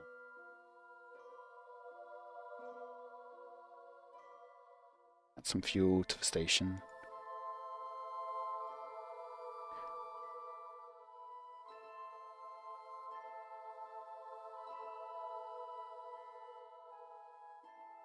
Okay, the probe's now far enough away that I can't switch to it. Okay, well, in that case, I will deorbit this. Couple that to it. Let's activate the parachutes. Are we?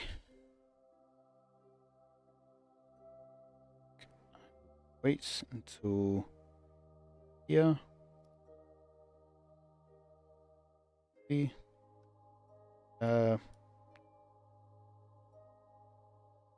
Good.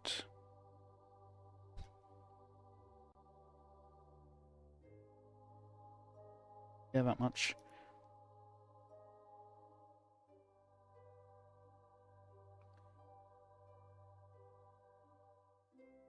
Warp over.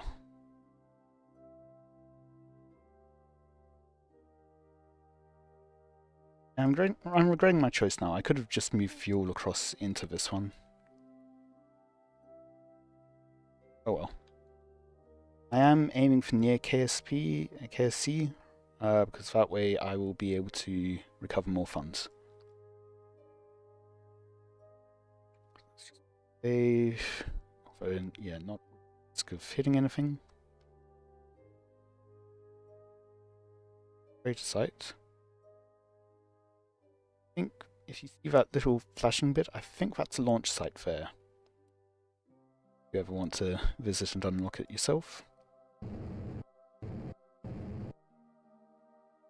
Now that I've decoupled, there was no going back. Okay, let's now prograde.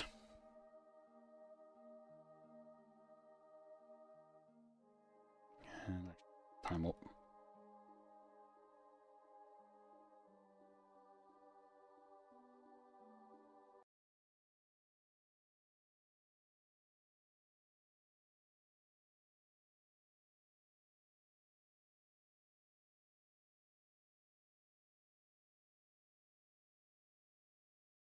want to use the air brakes? I'm not sure. I'll disable them for now. Turn them back on if I'll need it.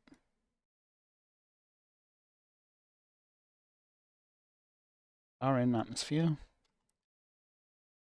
Walk through this section of it.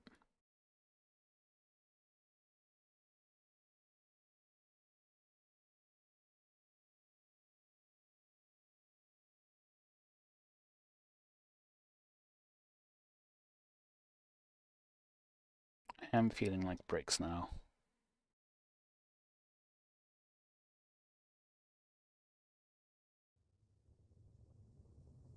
Those are the mountains ahead of the KSC. Now we can look at the fire. Getting a bit of heat on that probe core. Not too bad.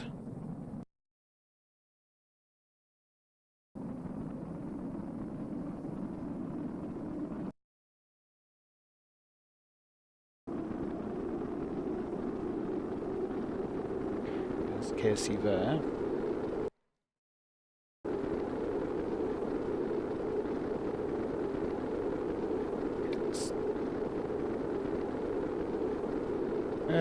Yeah, I can go engine first. Move the brakes back up. Ooh, that was getting a bit hot for my liking. Let's retract them. Oh, I didn't actually retract them. Oops. Now I've retracted them.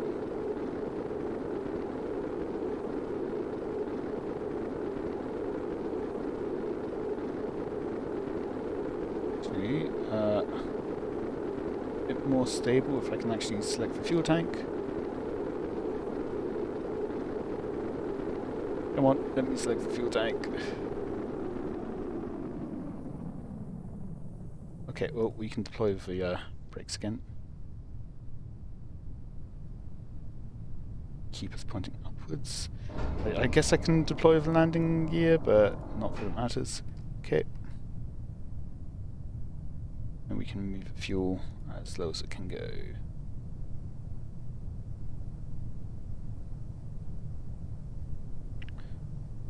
I was at 2 times speed still.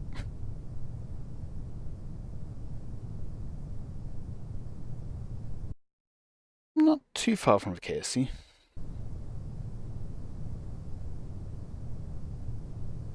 Four kilometers should be...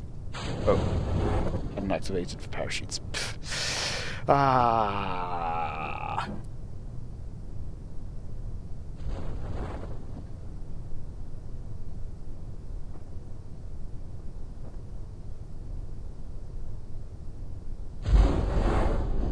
There we go. Safely deployed. It's off now, and just time off a fair bit closer.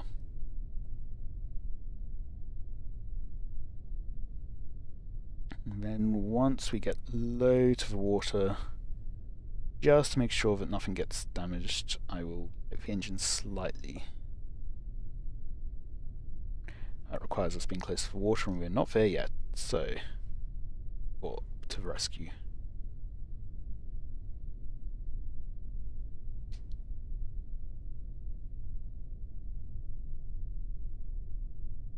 Getting close.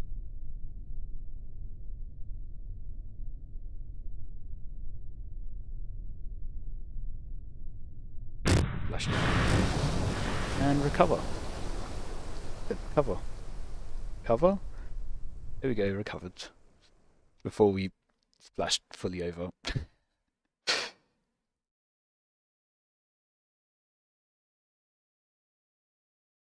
Damage the top. Send things flying out of the solar system. That will happen.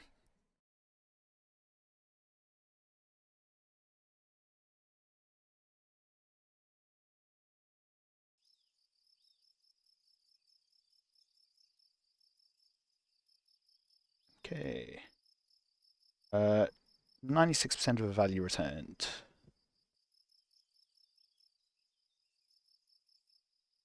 Slight overshoot, but within acceptable. Now, go ahead and deorbit that other part.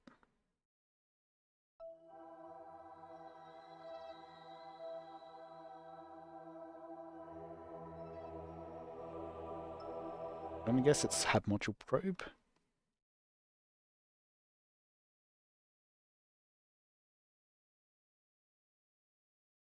She should be probe because it's the Giddy expansion stuff.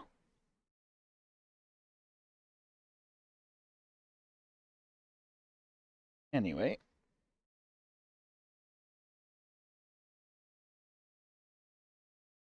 Cool.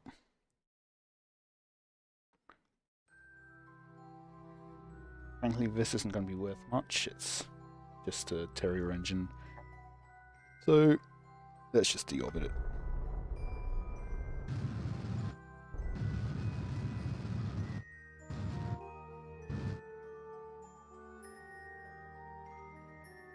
Probably about as far away from the KSP as I can get it. Parachute's already deployed, so time warp. So yeah, and then physics warp.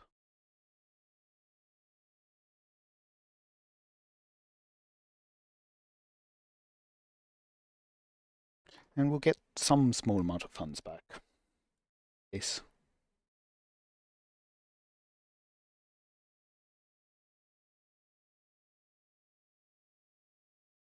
I mean,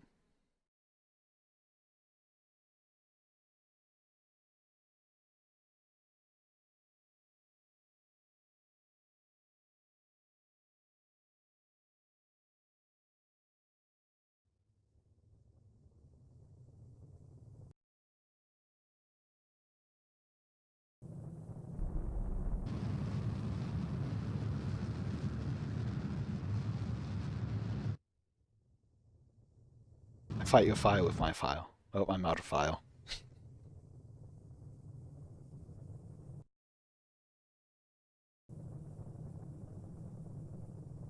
One thing you want to make sure of, if you are using physics warp as you're coming in, make sure you turn off physics warp for the full deployment of the parachutes. Altitude 1k, so once you hit 1k on the radar, make sure you are on radar and not altitude. Just stop physics warp, or at least slow it down, just before you hit that mark.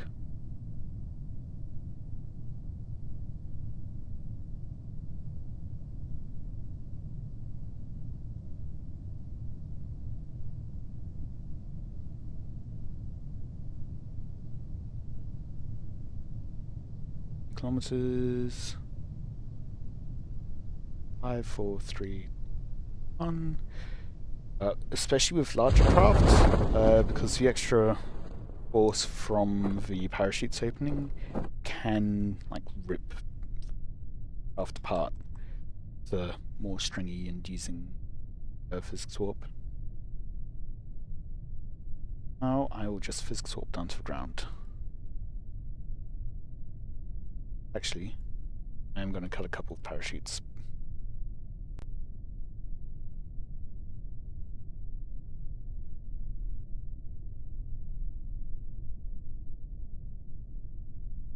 We'll use as a second.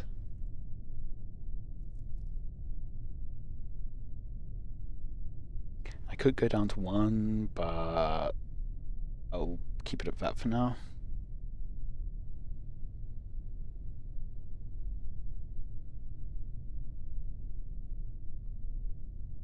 For the long boosters, if you want to get a bit more fancy, you can put more, like have some parachutes at the top and some at the bottom. Do an initial deployment, have the initial deployment of ones at the top, so they activate first. Then once you're like close to landing, having to the bottom activate. You could have it toggle between the two options, depending on if you're landing on ground or in the water. Difficulty with water is if you come straight down, you're then going to tip over and then splash down hard.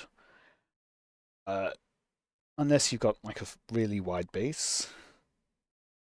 But if you're doing it on land, you probably want to land, well, depends on the slope.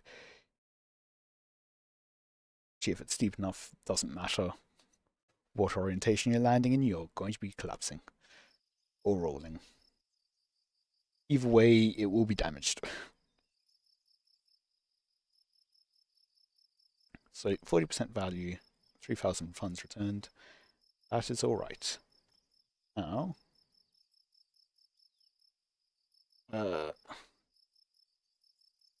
got a few more things to design and to put into orbit, and then everything will be assembled. So,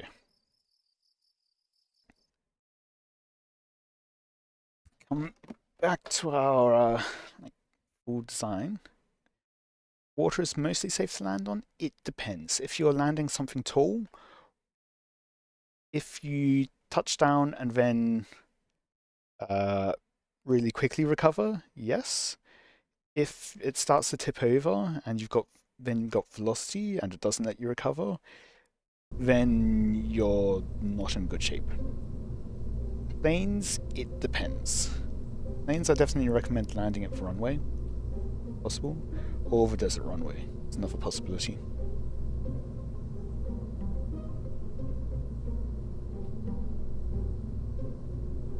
Now, I am going to want to have something that will bring all of this to a few plane crashes at Mark 1 without any damage. Okay. Yeah, it might also be a settings thing. You can turn... Is it settings or is it a cheat? I can't remember. But there is something to, like, disable... brake. Crashing at Mark 1? Because I've had crashes... I've had a rocket land safely in the water, then tip down very slowly, but once it hits the water, sent things out of the solar system. I've still got that debris. Let me just show you that. Go to my tracking center.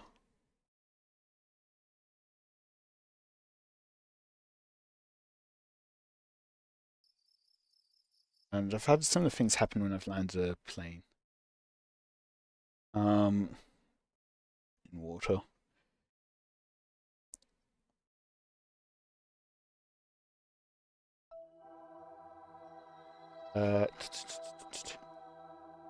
Yeah.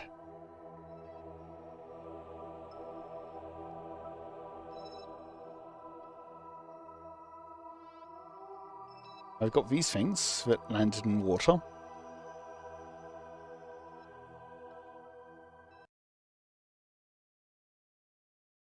Traveling at several times the speed of light.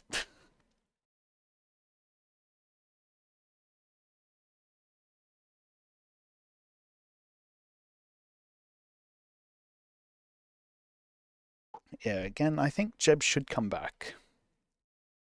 I don't actually know in Sandbox if that's an option. Should be.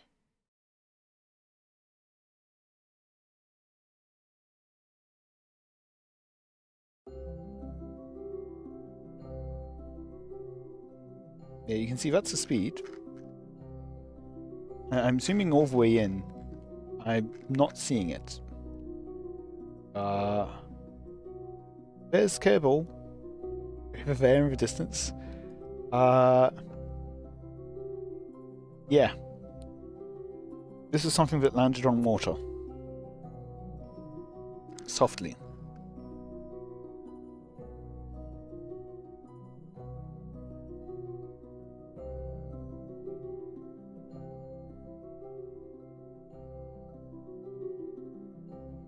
Noticing actually that altitude isn't changing. Where's Kerbin? Anyway, let's go back to design. Yeah, in the water on Kerbin. Slowly. Sometimes the physics engine doesn't like water.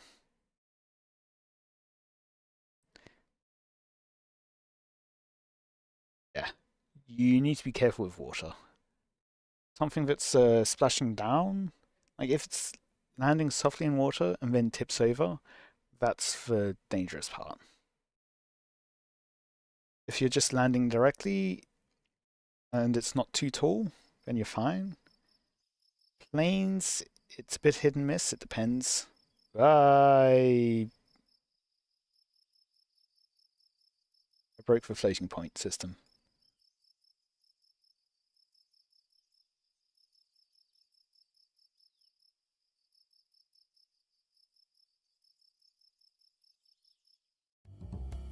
Okay. Does that fix it? Okay. I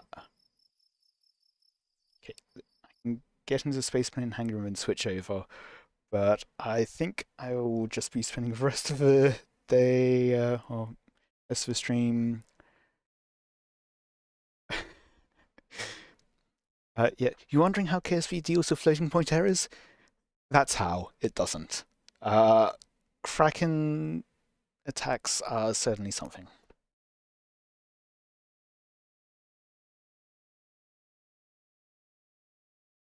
Guess I'll just be designing the rest of the mission then. So I've got two more things that I need to design. One is the tug to push this to orbit. I think now I can empty that section. To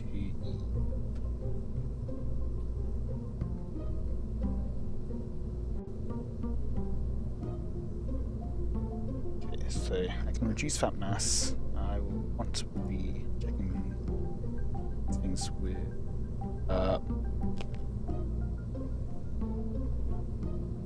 vacuum requirements. Roll empty, good. These I do actually need to transfer things around. Fine.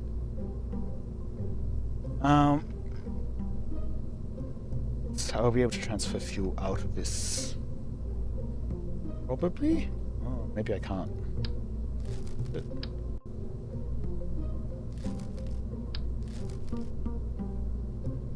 I'm still attached to the station, so yeah, I should be able to transfer fuel out. Okay, so now we need to get this to Eve. I'll bring up the Delta V map again. I'm going to need around 30 meters a second. Plus, worst case scenario for 30. Plus 80.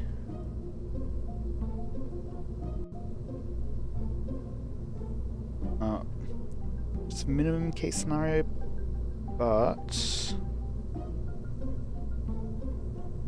I am going to go for rising.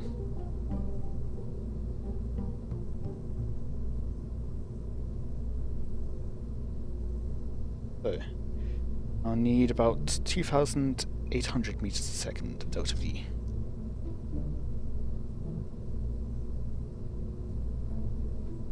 So, start off, make that route, flip it upside down. I will be putting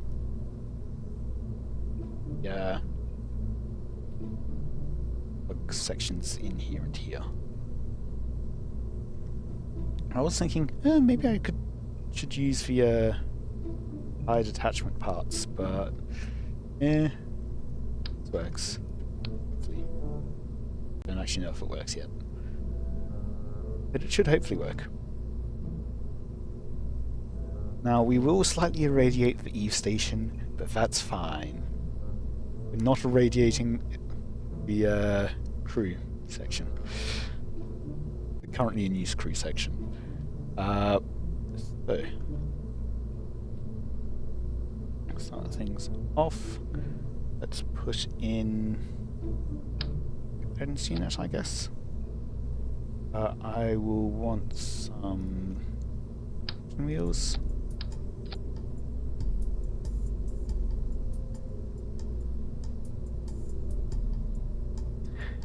$13K to land on Eve. I guess even 5k. What do you mean by 13k to land on Eve? So landing on Eve is actually the easy part. There's 1,300 to go from Eve capture to Eve orbit, 100 kilometers. I'm not sure what exactly you mean by that.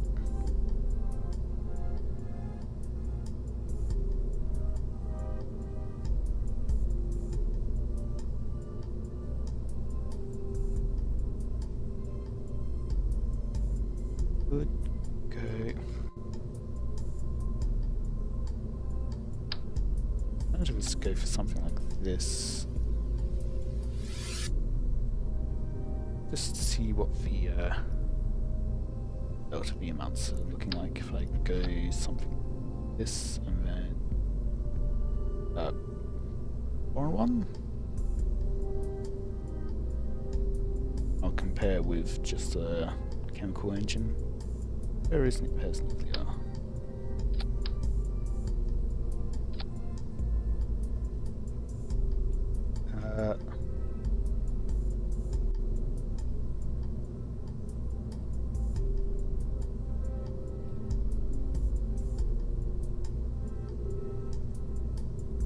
Already kilometers. Okay. I'm gonna need docking port.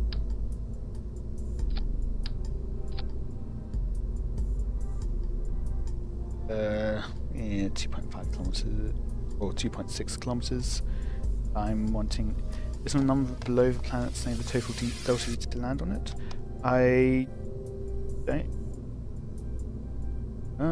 No, I don't believe so. I mean, I'll add it. Maybe it's return trip, but let's see. 3,400, 930, 430 plus 90 plus 80 on.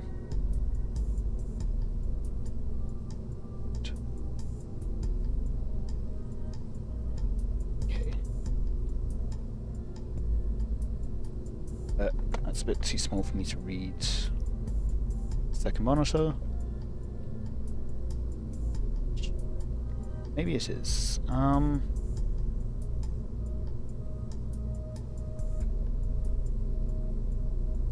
Okay, yeah. I guess you're right. That being said, you don't actually need 8k to land on Eve. So with the arrows, I think it mentioned somewhere that you can aero brake in both directions.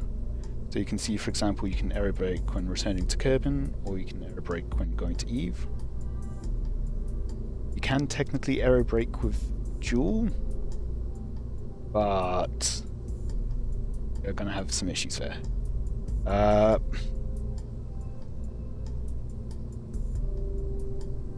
Yeah, so you don't need that much to land on Eve.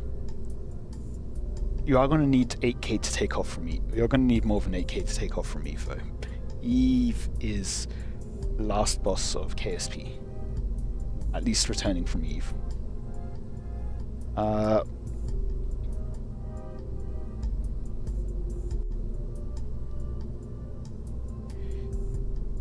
Yes, so...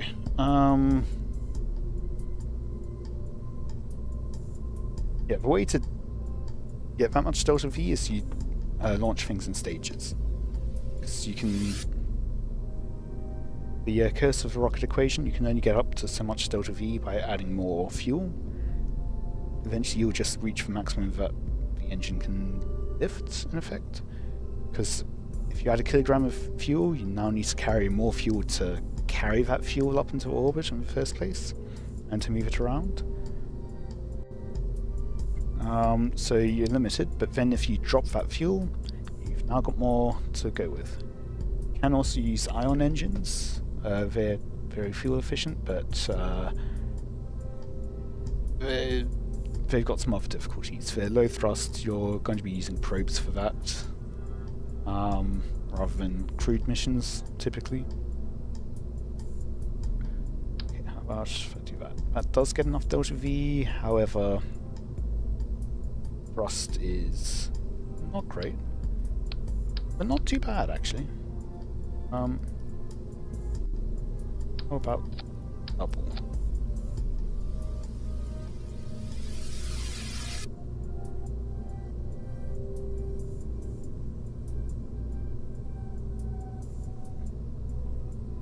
How about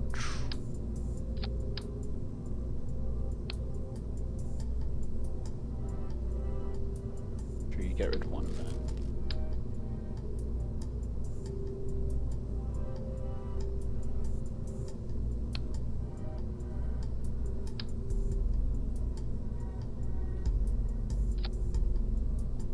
Then duplicate it.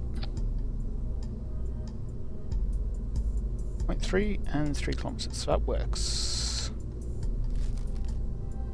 Okay. So that will be...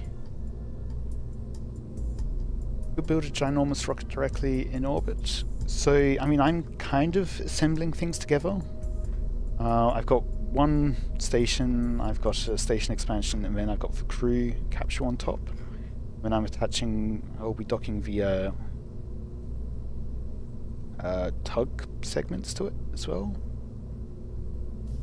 So, let's just see. So 3, 2. That's at 0.3 weight ratio. If I go for an equivalent chemical kit, Liza. Let's start off with just full found. How much am I getting? I'm getting not as much and not much more thrust. That's what I'm used to.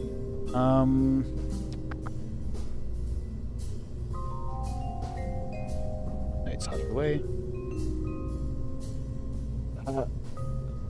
The specific impulse, the ISP value, and in vacuum, so 340, we want that to be as high as possible, most efficient vacuum engine. 350, 380, 380, carrying the highest. I think it will be the highest, yeah. Okay.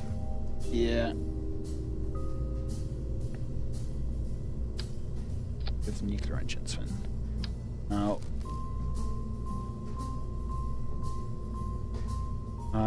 yeah, you can send ridiculous rockets up in one go. I've seen someone who, as a joke,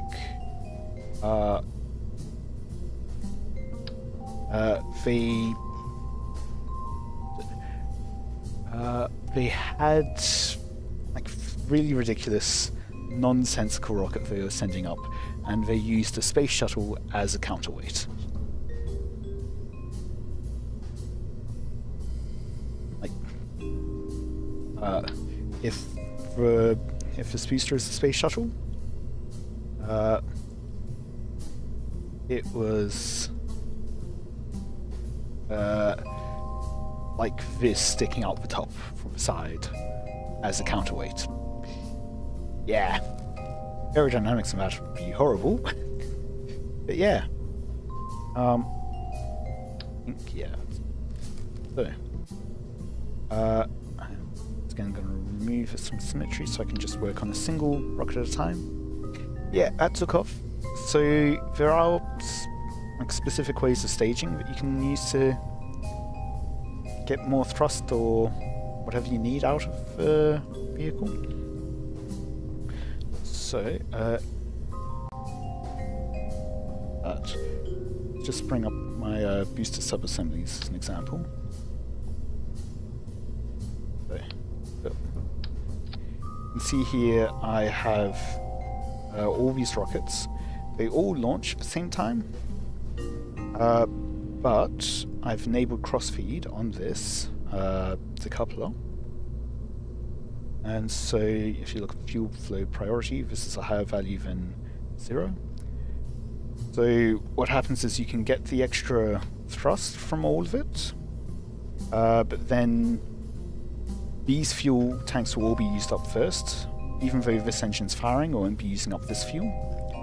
Then once these fuel tanks are empty, you can jettison them off to the side, so you're no longer having to carry the weight of the empty fuel tanks. You can then have multiple sections of that, so I think if I go here for example, you can see I've done something similar, but now I've got 4 side rockets attached. You can see I've got fuel lines going between them. So this one will empty out first, it then gets detached, but if this one's still attached, these still have full fuel, and then once this is empty I can detach that and they still have the central stack all fully fueled. That's called asparagus staging. That's very good for being a very fuel efficient method of taking off. If you don't need the extra thrust to weight ratio at launch, you can take off the boosters, or you can take the engines off of the boosters, so then you're not having to carry as much weight up. So that's good for fuel efficient burns, but something else you can do called cauliflower staging, where instead of going around side to side and then going into the central stack, you instead have something like this. So you go outer layer, the outer layer, everything turns on, all the engines turn on at once, but you light the outer layer, or you use the outer layer first, you then detach that, then the second layer has still full fuel load, that then gets expended, then you detach that, and you can just keep adding more layers. That will get you the thrust to launch really large rocket ships, but it isn't as fuel efficient.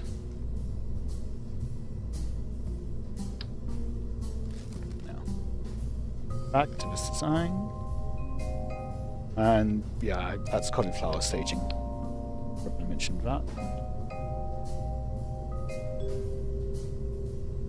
Bit of electric battery and some solar panels. Let's go for circular.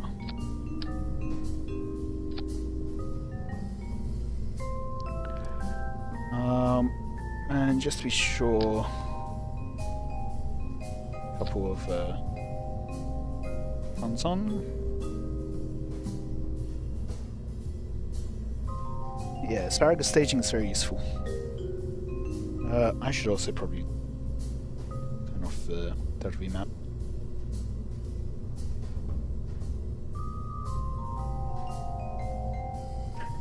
Picking more and more boosters to the side until it works. It works. It definitely works. Boosters are great for giving a high thrust weight ratio. However, they're not as efficient, like mass to mass, as liquid fuel, and you also can't transfer fuel on them. Yeah, you're literally just burning aluminium dust, basically. So if you look here, you can see specific impulse, 175 seconds in atmosphere or 210 seconds in vacuum. You compare that to something like just base engine, 250 in atmosphere and 320 seconds in vacuum. So that basically means that you're getting an extra 50% delta V out of liquid fuel mass compared to solid fuel mass.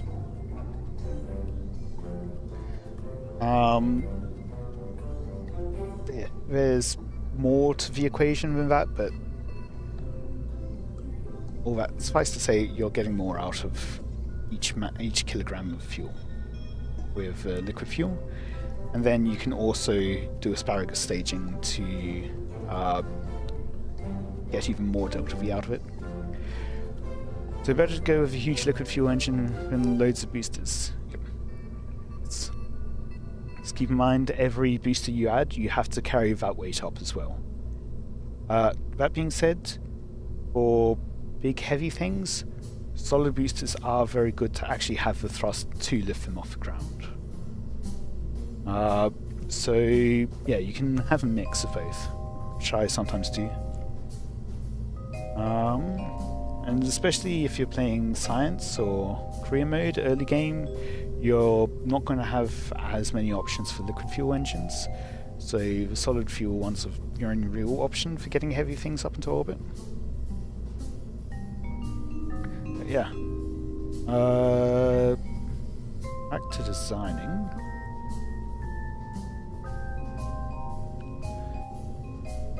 I go for...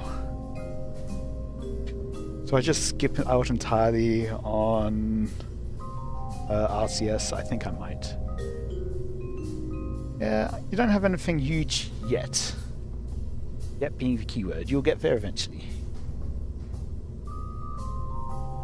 And you don't need to send anything huge in one go either. You can always just assemble things in orbit. Matt Lawn, again, recommending his YouTube videos for learning. He does quite a few missions where he'll do an Apollo-style mission. Although I guess, yeah, you're launching all that in one go still. But sometimes he'll send things up in multiple launches. And assemble things using docking ports. Now, I think I'll just skip out on RCS for this. I don't need it for the stage really. In fact, it's a bit of a tight connection.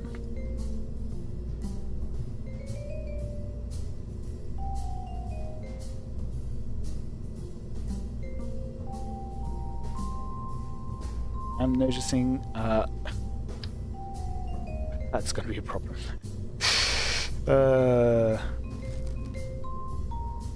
Loads of orbital rendezvous.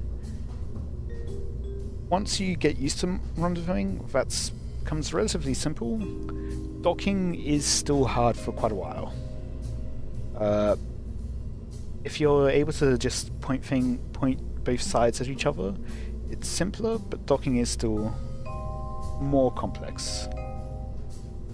Especially if you're trying to use RCS. Later on, for some things, it kind of becomes necessary, but until then... Okay.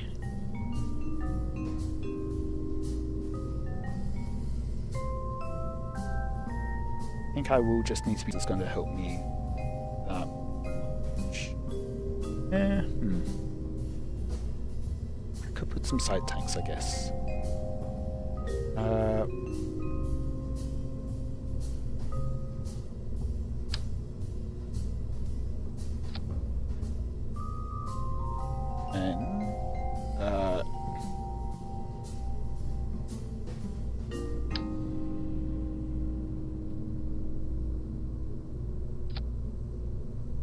Using a 5-horn RCS. I'm not going to be able to fit an RCS in there. Now, for rotational's sake, you will want your RCS to be as far away from the center of mass of whatever you're moving. That way you get more torque for rotating. But it can also just be useful. Your center of mass will be moving. Do you burn fuel? If that is enough.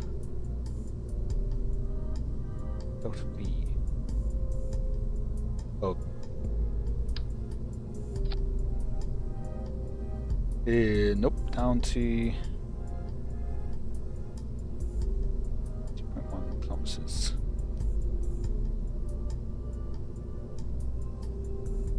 Vacuum. I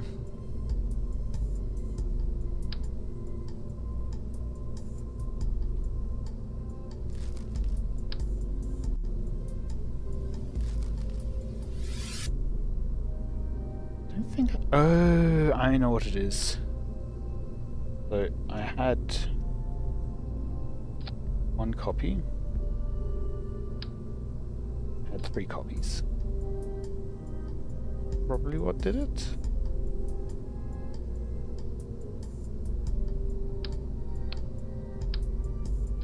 I'm gonna need more delta V than that.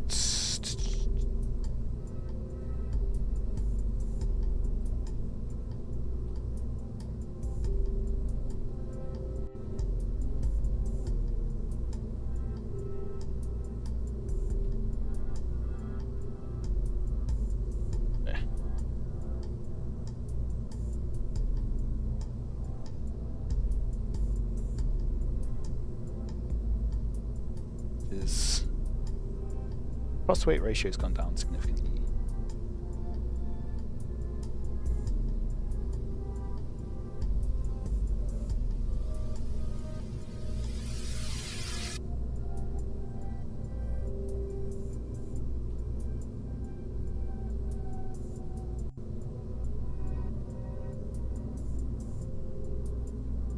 What's these two?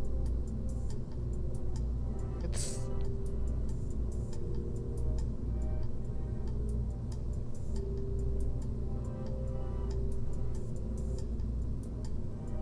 still getting...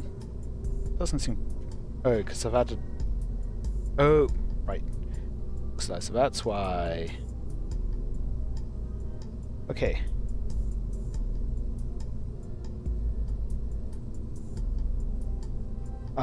It's taking into account fuel from the other sections. Can I... Cable crossfeed, there we go. Honestly, anything above 0.1 I will be happy with. Will reduce the number of orbits that I need to go through. But yeah, once you're in space, thrust weight ratio doesn't matter too much. It just affects how many maneuvers, how many times you need to do a burn.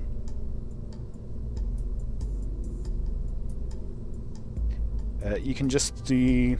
You could, for example, instead of doing a 1-minute burn to go from one orbit to another, you can do 10 seconds and then wait until you get back to that same point in the orbit. Another 10 seconds, another 10 seconds, and another 10 seconds.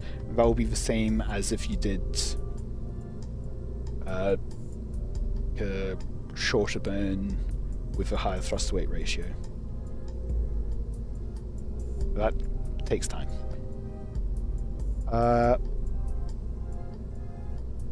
That typically is what you have to do for ion engines because they're very low thrust. But I mean, they've got much more delta V.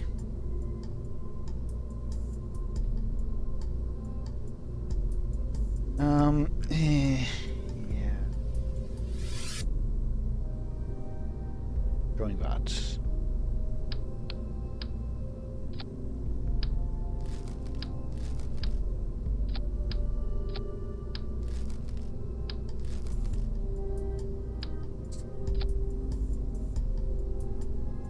That actually does seem to get me about enough. Speed is disabled. Getting nearly 3 kilometers. Actually, I think 800 was my target. Let's check. 930 plus 430 plus 90 plus 80 plus 1300. My target, my base delta V amount for the map is 2830. I have enough delta V now.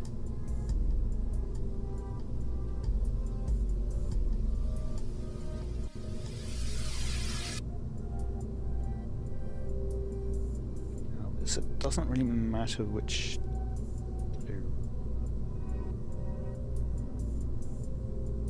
Kind of does matter actually.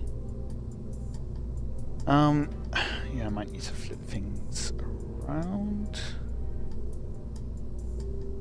But no, actually, I will just need to decouple it from the station.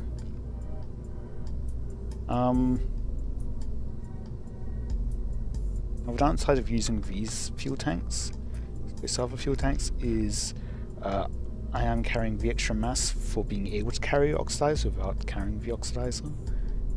Compare that to like a Mark II or a Mark III or a size 1, where you've got specific liquid fuel tanks, and you can get more efficiency out of them.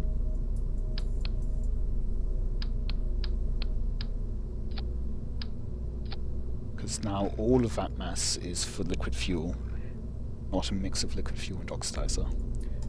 Even though I'm only carrying up liquid fuel, I'm still carrying the mass of the tank for the oxidizer.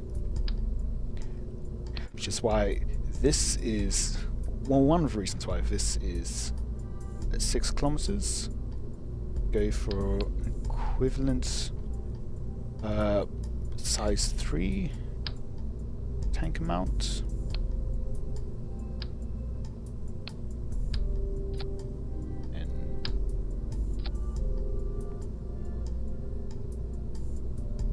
Close enough.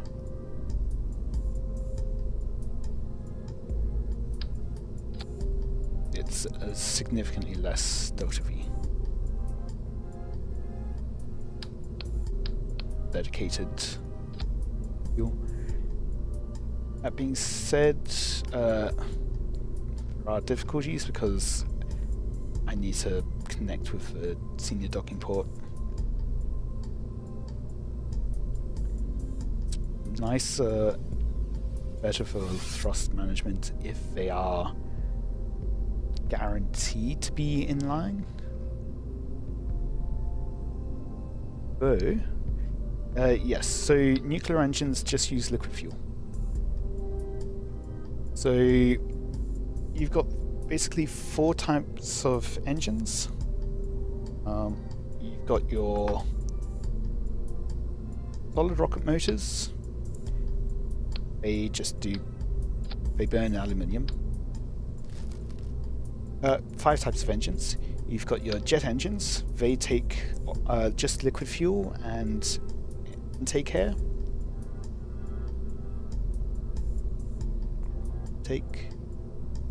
Gives intake air. I don't recommend them for rockets for obvious reasons. You don't get intake air in space. Type 3, you've got your standard rocket engine, Terrier engine, uses liquid fuel and oxidizer. Type 4, you've got the nuclear engine that just uses liquid fuel. Type 5, you've got the ion engine which uses xenon gas and electric charge. The 4,200 seconds of specific impulse in vacuum. Nuclear engine that has 800 seconds of specific impulse in vacuum. And then the next most efficient vacuum engine is the chemical wolfhound at 380 seconds. And I guess there is one more type of engine, actually. Yeah, the monopropellant engine. That makes 6. That uses monopropellant.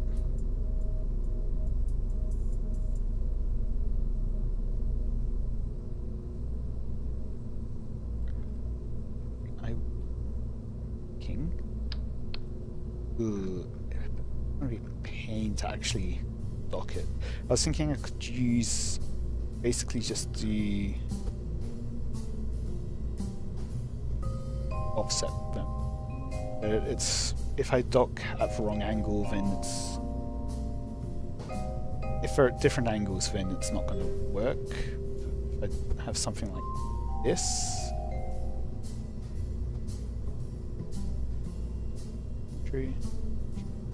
Undo first. Remove this from symmetry. If this happens, then my center of mass won't be in line.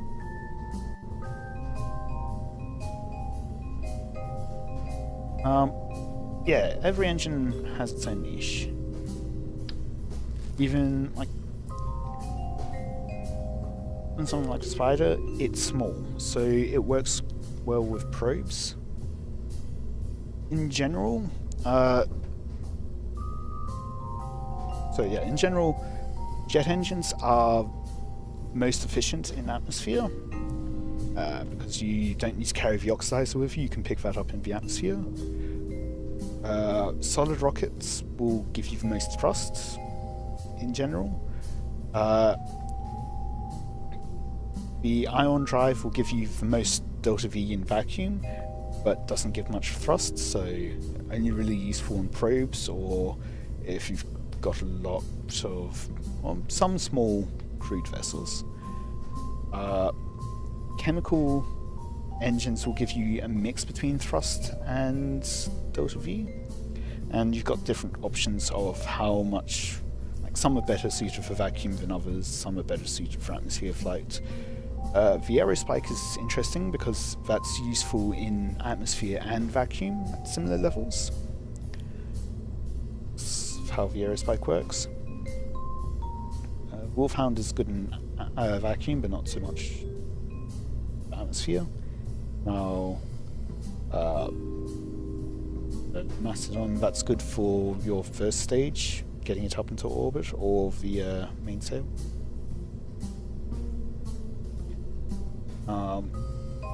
And then nuclear is good for having high delta V, but with a bit more thrust than the ion engine, but not as much as chemical engines.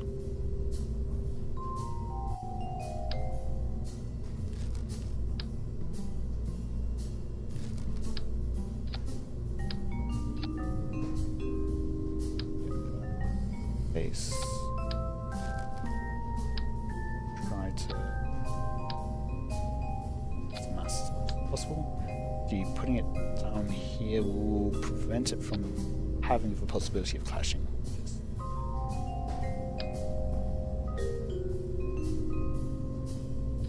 I actually want side.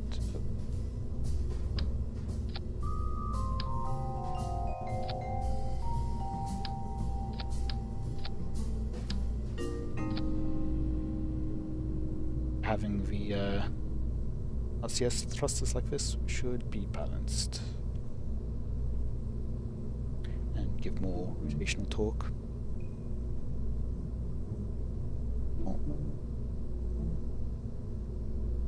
Should be balanced rotational torque. Center of mass should be there. I can always check. Stream schedule, honestly, no. I should. I used to stream mostly on Thursdays. My schedule is kind of changing a bit at the moment outside of work. So I am streaming when I have the chance. Try to return to the Thursday streams. Maybe Tuesday streams. And today happened to, but in future at some point, next couple of months, I think, I will have something on Wednesday.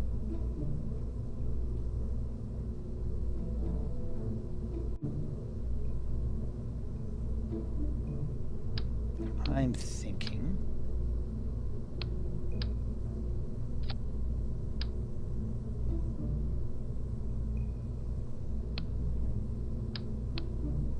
all these parts.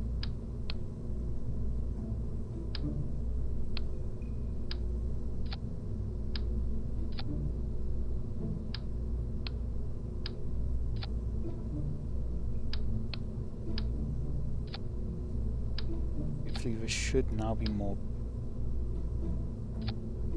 center. Still not. Oh, right, because, yeah, engines, of course. Okay, in which case I think it looks better. Top.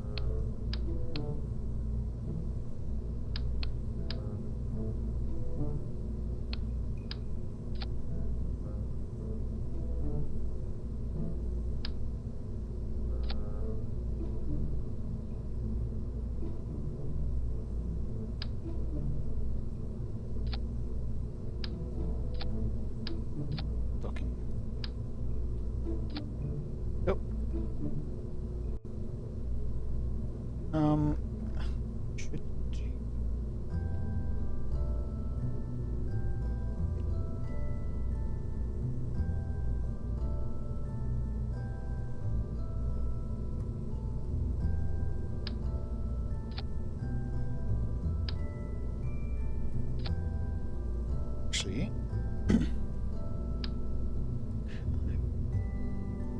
Here.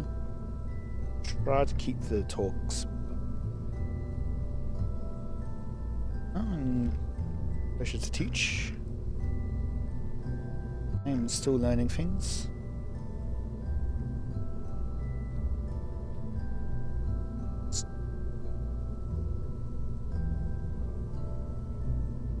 I think I need anything else.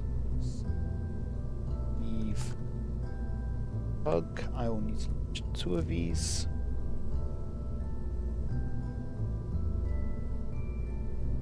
So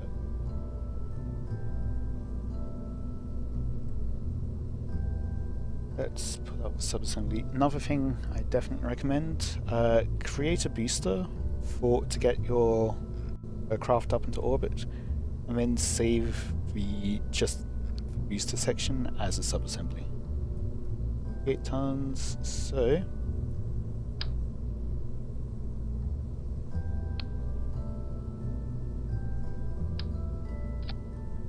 yep. Now is just attach the 50-ton booster. I don't need to worry about anything else. It works. Let's go.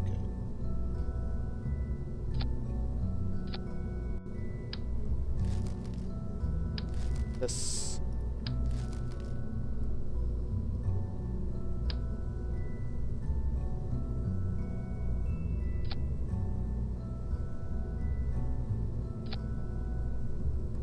Okay, interesting. That's center of mass.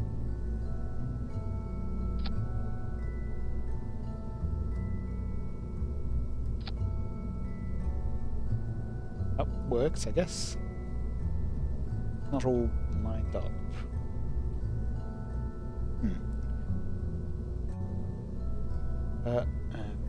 Just add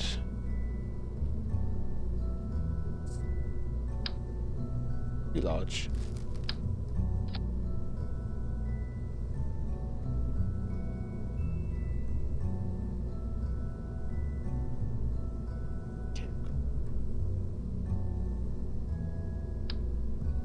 It is pretty long.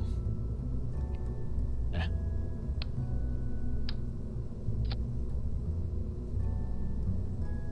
Touch this. Cool. That's how it goes. Okay. This will cause some difficulties once I decouple. Hopefully, it's fine.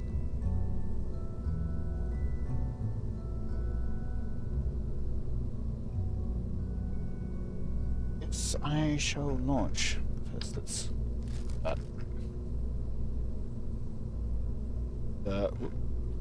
sure. Please set up.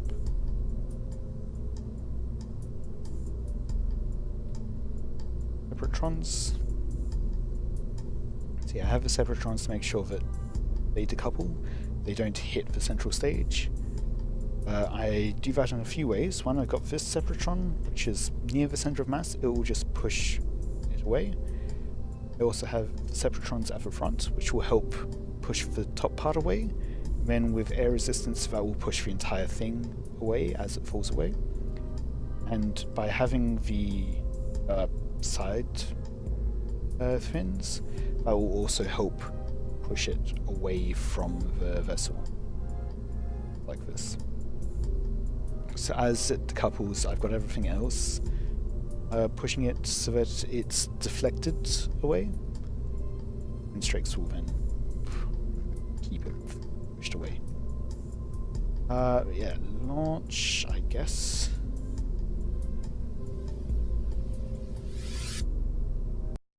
Sound? Oh, the separatrons, yep.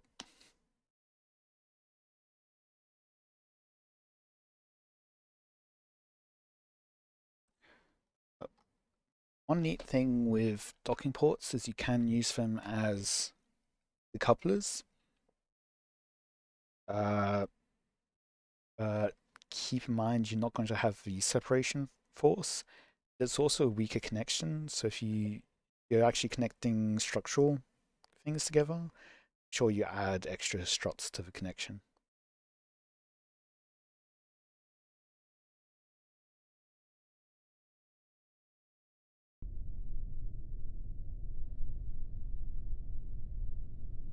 Okay, seems the floating point issue has resolved itself. Ooh, well. Let's launch.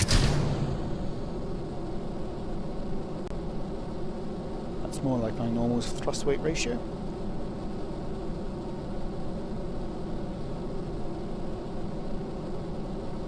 See, 50 meters a second. About 85 degrees. Start the gravity turn. To 100 meters a second. Let's try to drop that down to 80 degrees. Right click in side tanks. Makes my rotation slightly.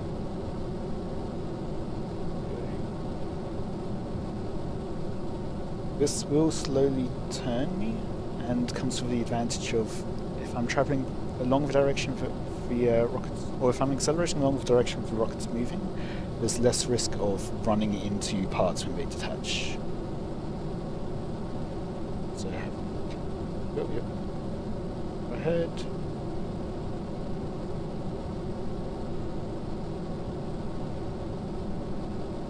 A bit below the horizon, so heading, but we are running out of fuel. We want to just go back. There we go. Adjust that heading slightly. 2 degrees inclination. Should be relatively fine. Oop. Yeah. Slightly overburned there.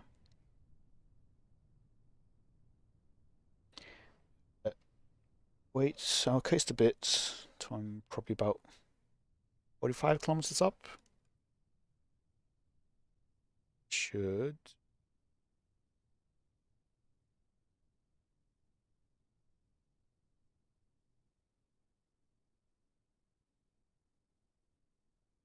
Camera on the actual rocket.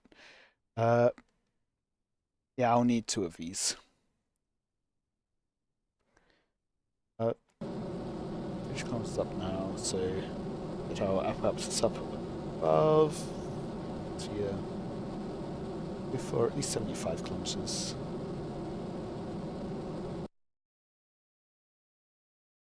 So yeah, simple way of doing it.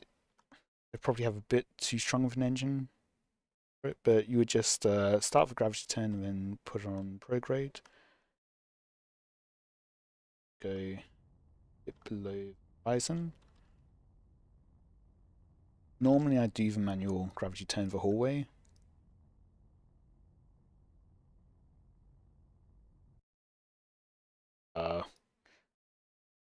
Try doing it the easy way.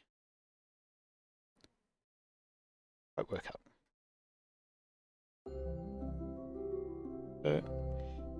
30-second burn. It's going to take 30-second burn, so I want to burn 15 seconds before and 15 seconds after.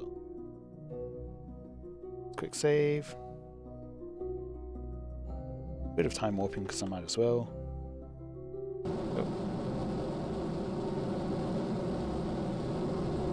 I did not action group. Just edit that. Add my solar panel action.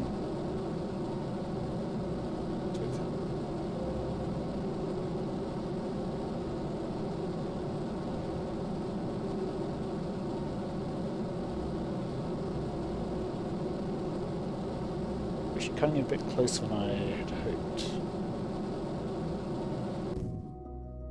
I forgot to turn off the engine.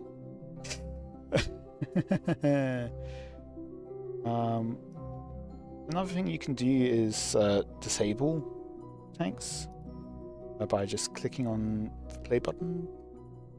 I want to use that to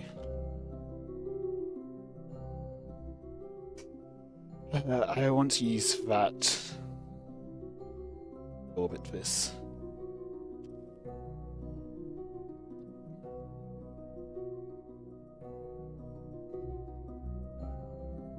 Tug.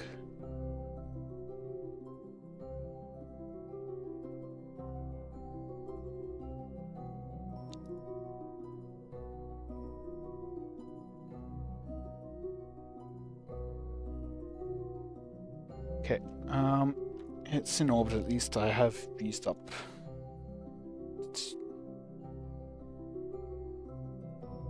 Make sure I don't accidentally use it up. Goes off. Go back to the Space Center.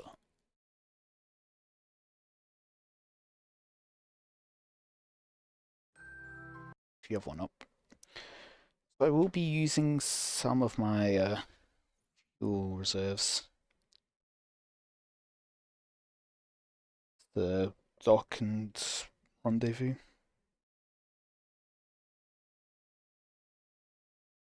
Which is annoying.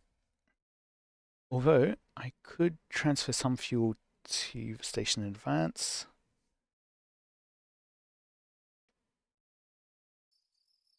That to replenish the rocket. Let's just go for a repeat.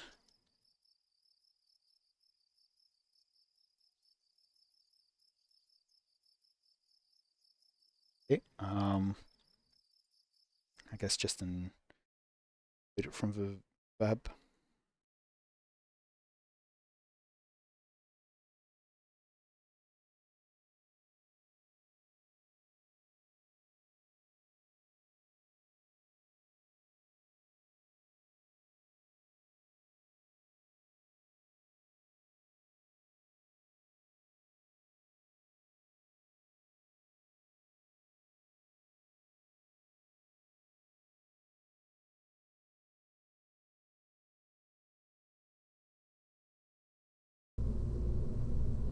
Okay.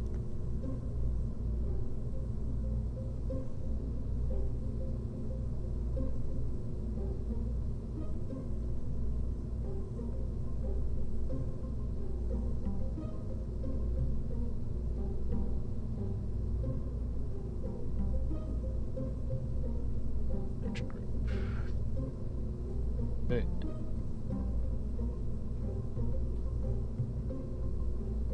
Dock node 1 and last thing. Big vessel naming.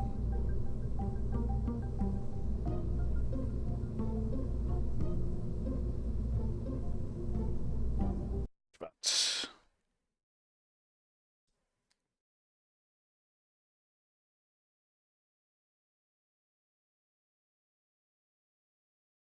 Hi there. I won't be doing the departure to Eve this session probably. I will probably stream that myself. I also don't know when the Eve transfer window is. So I might have, because I've got some things in progress, like a mission to Juno and a mission returning from Eve. I don't know what will be first. Watch this. Yeah, 5 AM. Sleep when you need to sleep. Hopefully you don't actually have anything tomorrow morning. Sleep is good.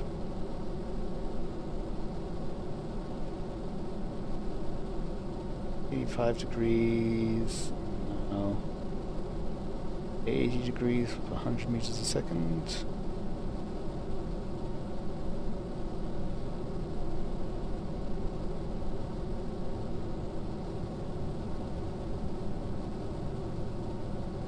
Yep. Slightly.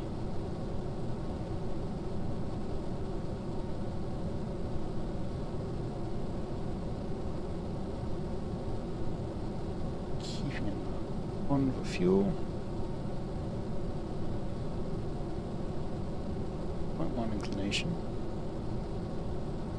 I'm happy with this turn.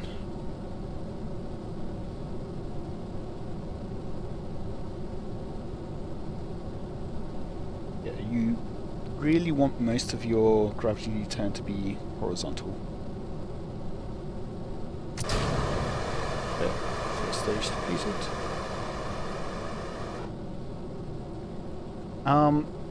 Yeah, there are. I honestly, you can do it that way. I tend not to. I tend to just use the maneuver tool. Vanilla. Let's bring that thrust down a bit.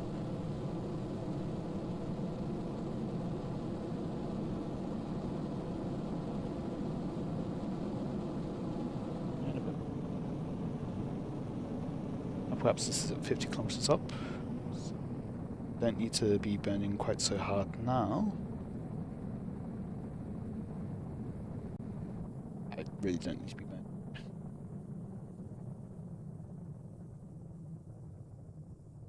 Nation's 0.1 degrees still, that's good.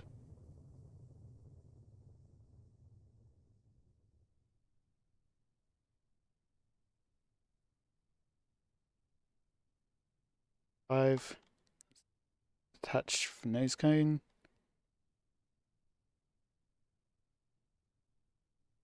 Okay. Start burning again. And a bit below the horizon. Currently 11 for me. PM.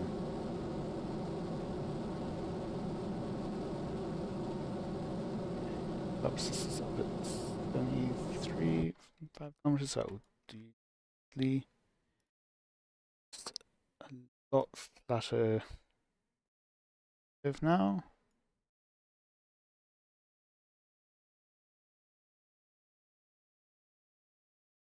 Okay. Way between Habwabs. Yep, Canada. An atmosphere, so I'll keep grade-ish for now. It's only going to be a 6-second burn. Yeah, I've got an extra 200 meters a second.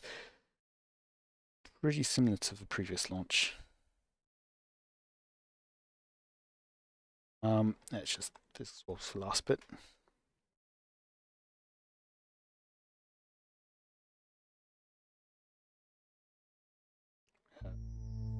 Point to maneuver. 6-second burn, so 3 seconds aside. Save. I'm. Really.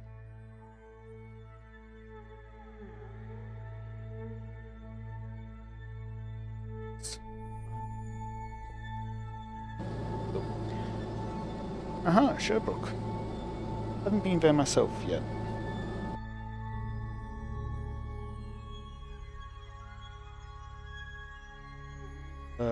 Perhaps this is 70, let's bring that up to 5.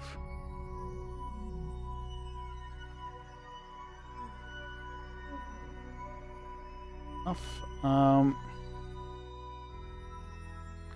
Yeah, let's... Okay. Yeah, we can go to the Eve station.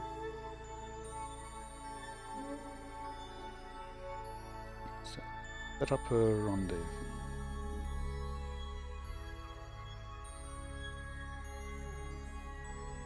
Gee.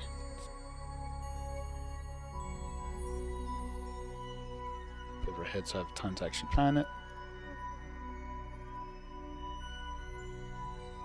So first of all, get it to match up target orbit heights. Should be about 3 kilometers from memory.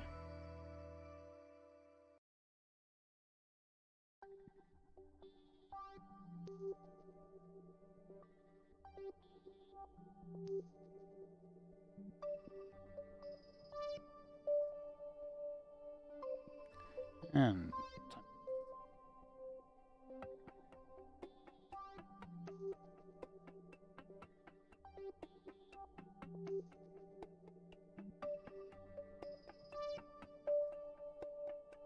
time warp.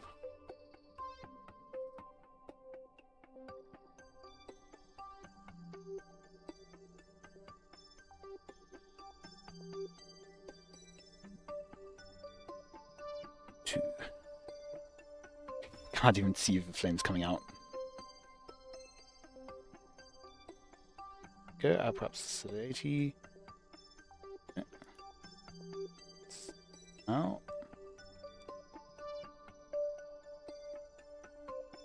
Oops, now the orbits are practically reaching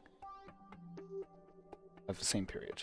So, now I will get slightly larger. I'm doing it this way because I'm ahead of the orbit, which means I'm currently with a lower orbit going faster. So I want to put myself into a higher orbit, which will slow me down. Then that means the station will catch up with us.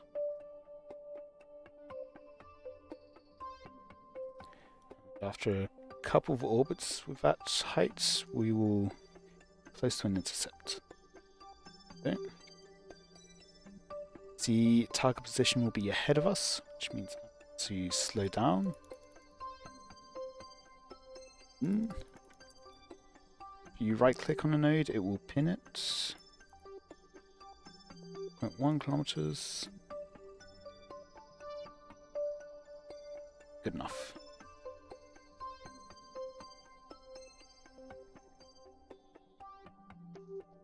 Okay, we just need to point towards the leave node. And warp to Kerbals.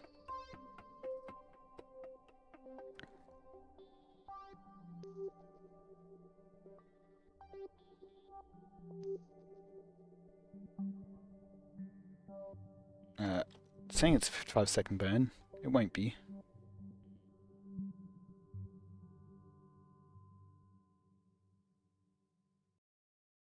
Seconds, good. Which means about 2 seconds before the node and after. The node time is assuming an instantaneous change in velocity, which obviously you're not going to have because you need to burn your engines. So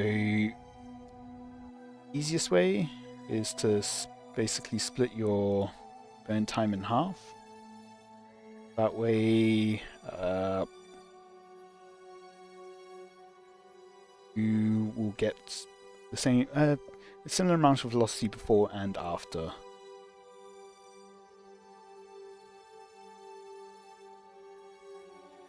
I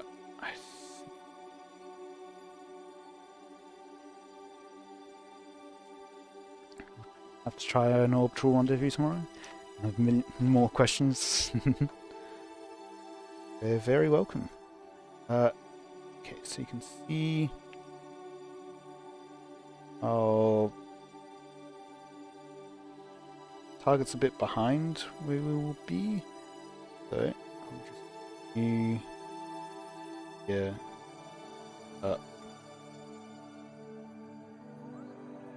So I've only got one. Okay. Bring that back. A couple of orbits. Tiny bit of prograde. The earlier you do a burn, the more effect it will have. That's not too.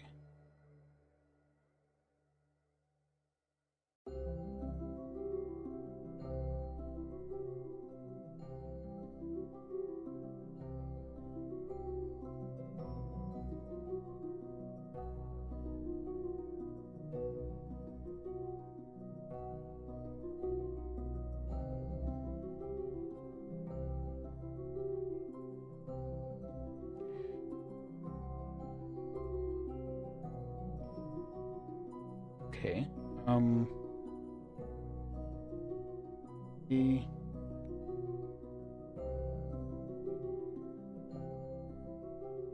Okay, never mind.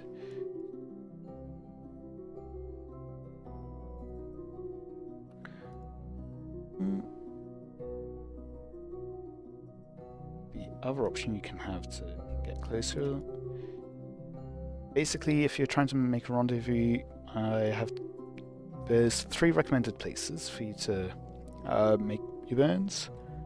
One is at your basically at your periapsis. That will adjust for timing. Apoapsis, that will adjust your position. And then at your ascending or descending node, that will adjust your height, or above or below the target. We've only got 0.2 degrees, so it's fine. The other option you can do is to make it so that your encounter happens at the ascending or descending node, because then that's basically the point where your orbits are intersecting. So you'll have extra velocity that you'll need to cancel out, but you will encounter it at the correct location. If it's at or near 0, you don't need to worry too much about the inclination though. One final thing, when you're wanting to burn, the only way you can match orbits in inclination is if you burn at ascending or descending node. It's more efficient to burn it for one that's as far away from the body that you're orbiting as possible. The slower you're going, the more efficient your inclination burns are.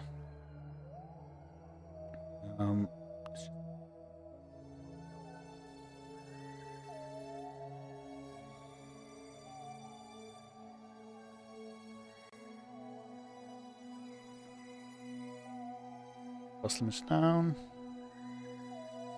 Further. Even further.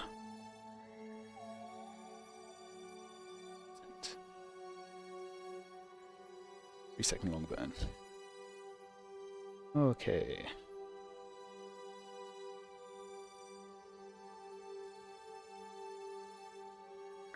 And time warp time.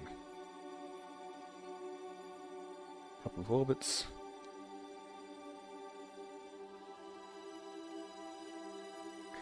Now, you do your burn earlier. That means you don't have to do as much of a burn because time will bound as you go through multiple orbits. But if you're wanting to really fine-tune, that means you should do it on the last orbit, because then no matter what errors you have, they're not going to compound over multiple orbits. And hello, Marjorie, I guess? What's your name? Or Escan? Escasinas? I don't know. Sorry. 3-second burn in 16 seconds.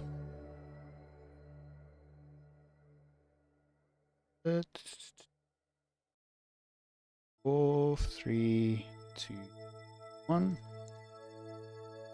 Can't even see the flames. Woo! Right on 0.0. That's nice. How close did I get? 700 meters still?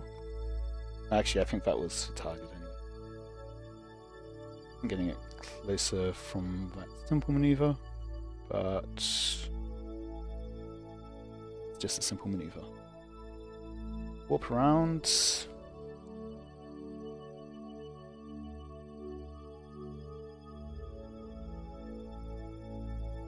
Why am I not using electric charge? But I should have deployed the solar panels earlier. Oh, right, because yeah, I've got solar panels on still. Sure, pointing retrograde and bring that thrust back up.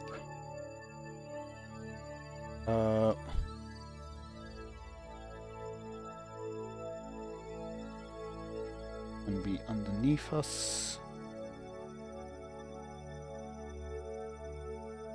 Don't. Oh, no, it's there. Not underneath. I have shot past it.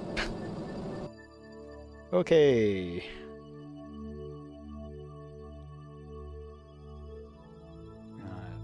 Bad.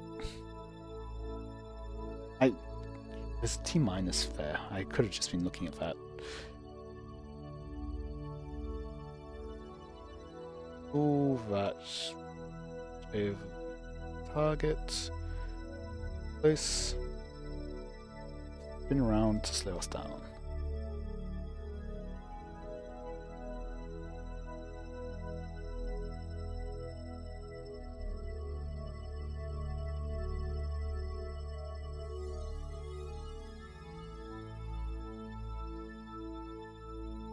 under a kilometer. While we're turning, we can push the retrograde over the target slightly, which will slow us down and bring us closer to our target. Yeah. So basically, if you're trying to use fine-tune rendezvous, for example, when you burn, you push the retrograde away from whichever direction you're burning, and you pull the prograde in the direction that you're burning.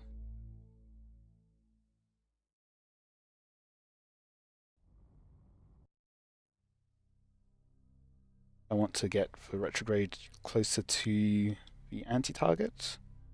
Then if I go so that the retrograde is between where I'm pointing and the anti-target, push it in that direction.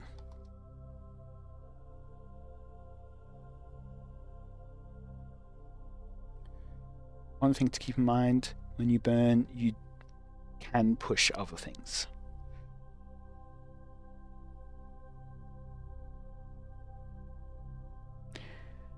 So if you're far enough away, like now, it shouldn't be too much of an issue.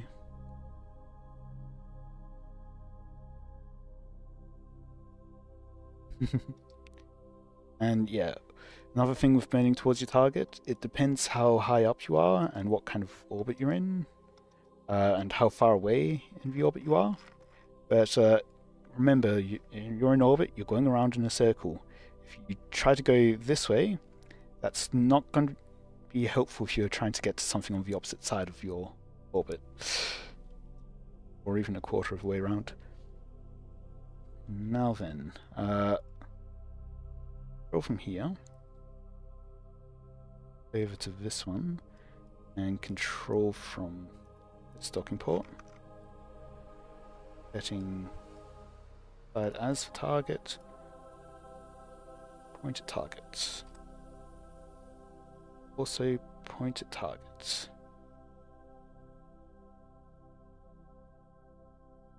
You'll be able to see as this turns around, this side will also adjust.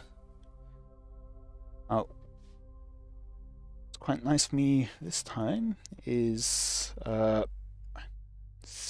meters a second. We're not moving relative to each other. It should make it nice and straightforward to connect.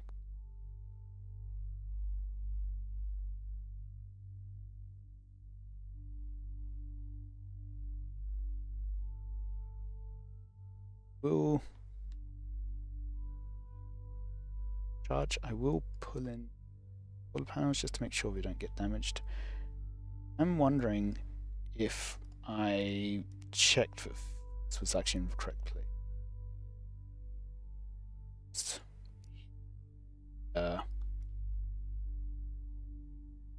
Keep them. Okay, well, we're pointing directly at target. Give it a slight burn.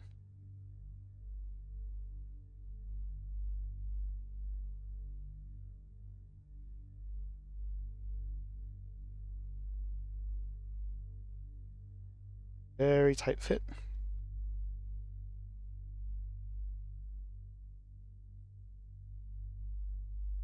One thing I intended to do,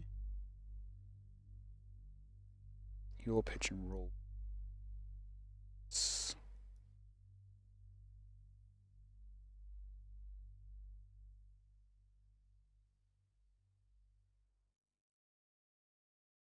Not sure about those tanks. Otherwise, very, very fine control.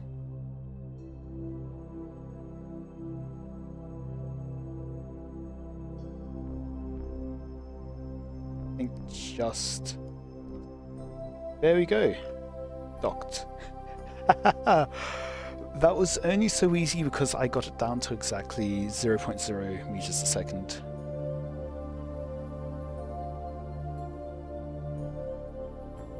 Okay, and yeah, you can also just in the camera over here, just adjust the alignment angle. Um, so from this side, get the arrows to match up. It's all perpendicular to the structure. Should help with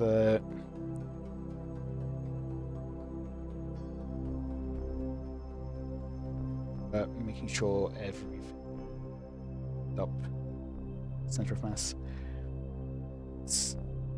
There's enough space for the tank. I am very happy for that. Okay. Now, other one? Yeah, I think I can. Where is it? It's a question. Tuck over there.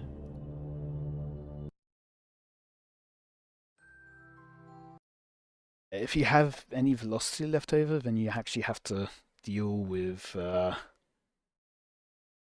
getting everything, cancelling out all your velocities and everything. Bit of a pain. So, couple this.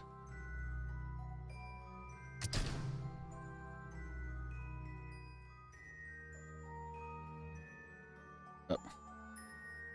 I had that the wrong way around. So I guess I've in effect got two decouplers here.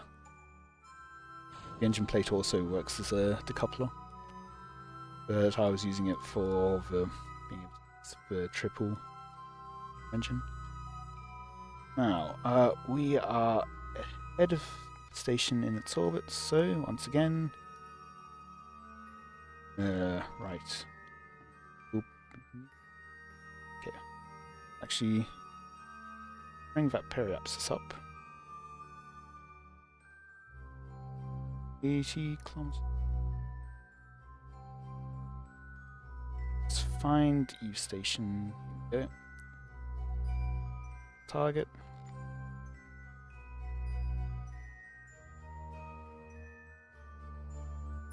That's all I need to do just at the moment.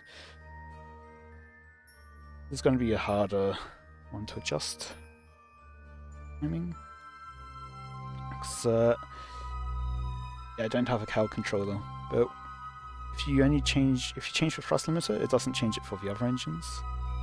It becomes a bit of a pain.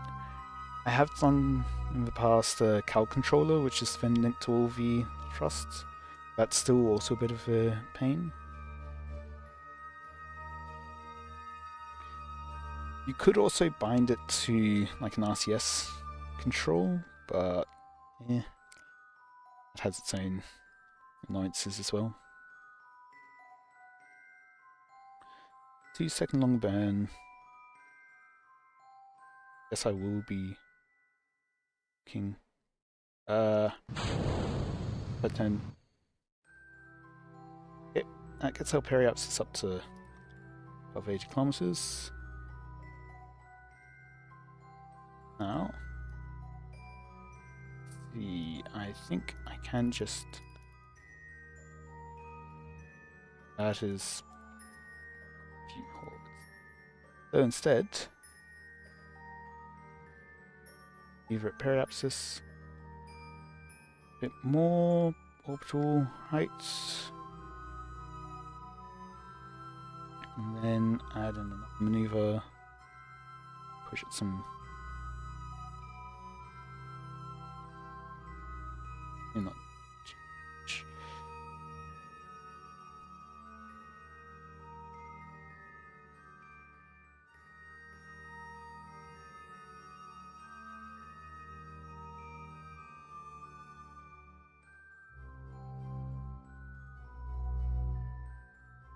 There's a 5-kilometer intercept. That will do. Go back to maneuver 1. Just that. 5 kilometers.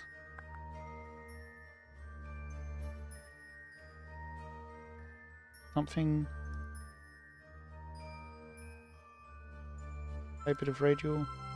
So inclination difference. 4 here. might be, but I think it's more likely, because I'm not encountering periapsis, more likely going to be height difference.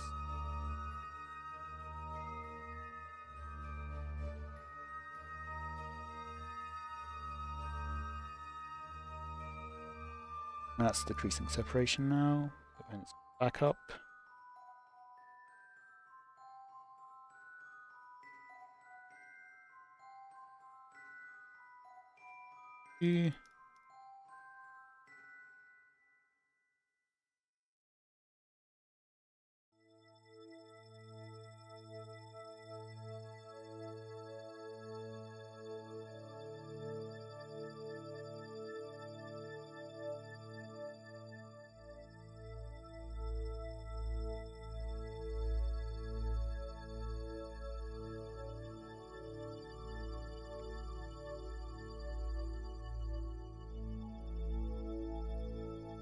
Down as low as it can go.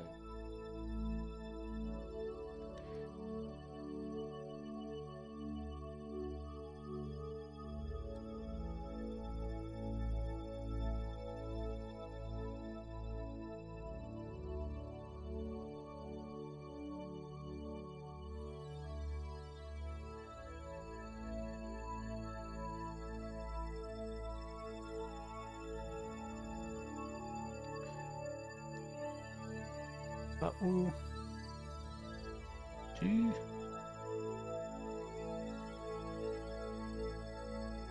Now, closer. Look at it a bit more. Yeah, I mean, 4 kilometers, yes and no. 4 kilometers is long on foot, but in space is practically hitting.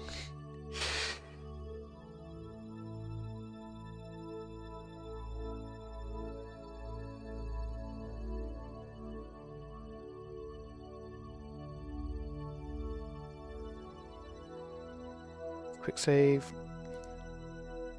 Warp a bit further along.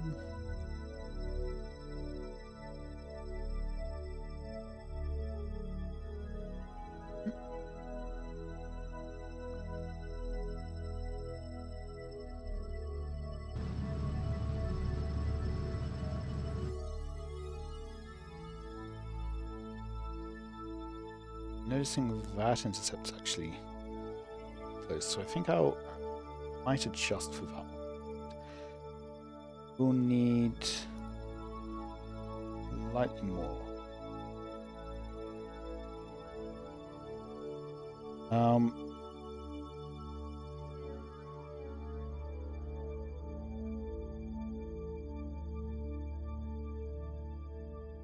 Push a couple.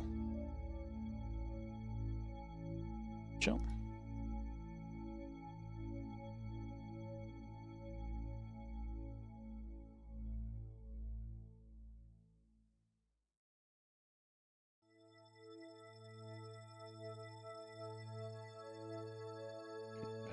One.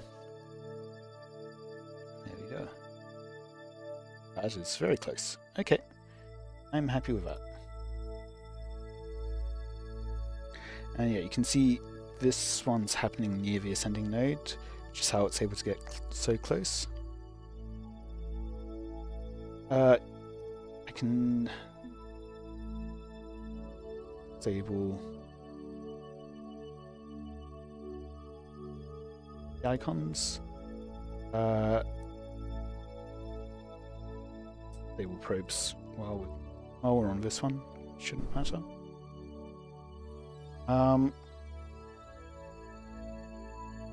That should make things a bit easier. So, this is less than a second of burn, so I will bring all this down. 10%.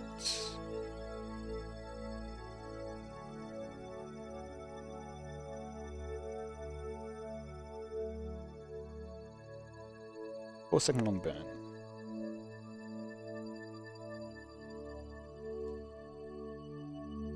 Yeah. So because we're going to be rendezvousing near the ascending node, that's where our inclinations are overlapping. So that's why we're able to get the close encounter there, without needing to get rid of the inclination difference. If you were to put two objects into the same orbital height in circular orbits, then either they're going to be exactly the same orbit and entirely overlapping, or there's going to be exactly 2 points where they overlap. That will always be true, as long as it's the same orbital height, circular velocity, circular orbit. No matter what orientation, there will be exactly 2 points where they overlap. They'll be your ascending and descending nodes.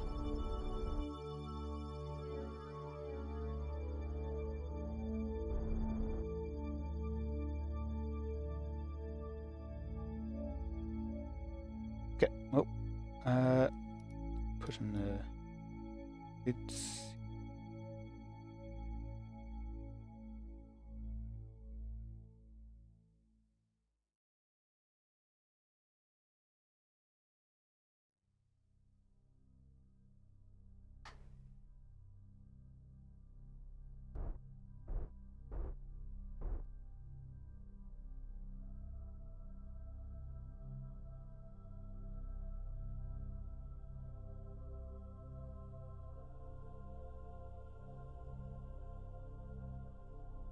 Back.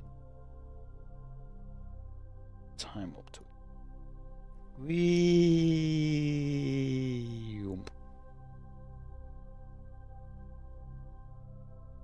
Okay, and just bring all these sensors back up to percent. Yep. To target. 3 kilometers away.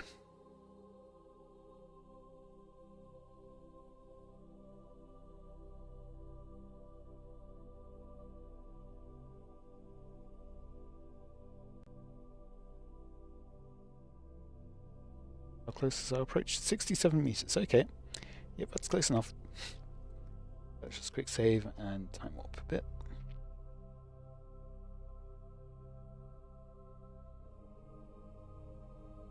$40 meters a second, so I'll wait until we're 1 kilometer away. Start to slow down. Sure that we do have time.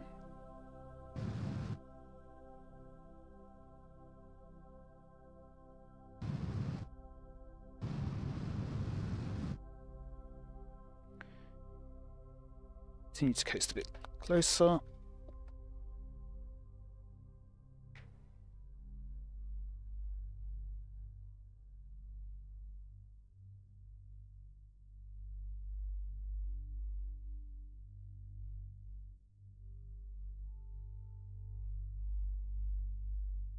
Coast down to 5 meters a second.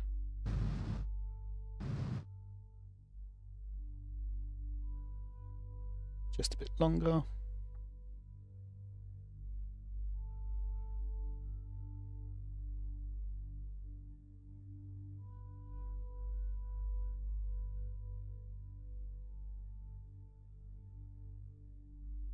Cancel out the rest of the velocity.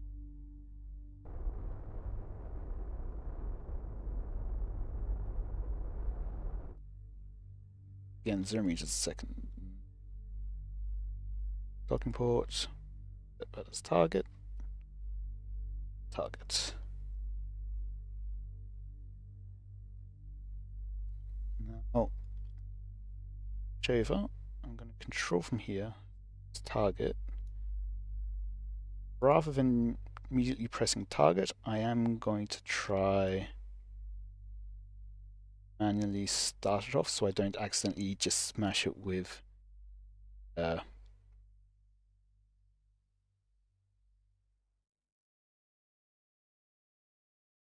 I can just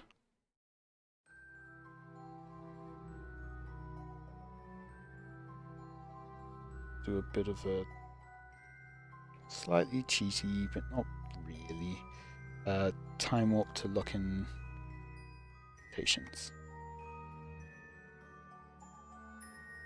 Now, point to target.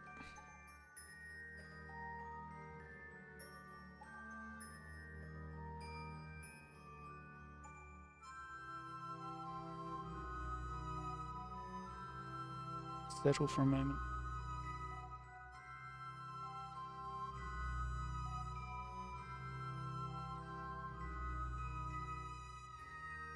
Get the solar panels out of the way, but track them just safe.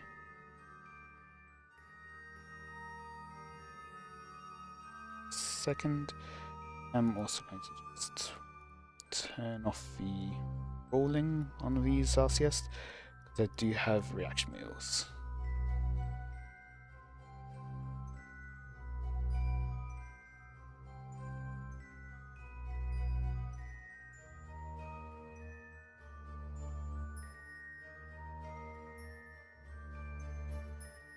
Target.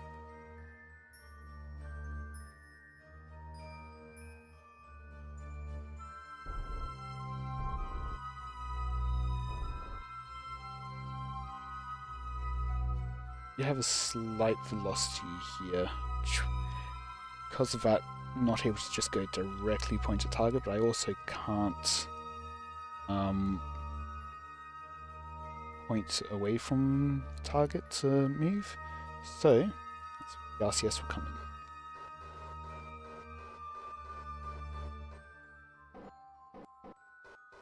That I can bring it directly over target reticule. There we go. It is just a bit of trial and effort to see which direction it's currently heading in. Like taps to in the correct direction to counteract any movement. As long as the prograde and targets are aligned, should be mostly good for docking. It's actually kind of good that excuse me, there's a slight discrepancy in not quite down to 0 meters a second. I get to show that. So I did put quite fine. This is like trying to park your car when. Okay, slightly concerned there. You slide past. Okay, yeah, trying to park your car, but I don't know. You've got no space in front or behind where you're parking. It's like theoretically there is space for a car to be parked here, but you're not going to be able to easily. Well, I guess it's just on one side. Maybe the other side is. It's just final adjustments here. Oh, there we go. And fortunately, we are actually flipped 180 degrees. So I'll quick save here just to be sure. But let's undock. Nope. Up the same pitch. Eight. Oh.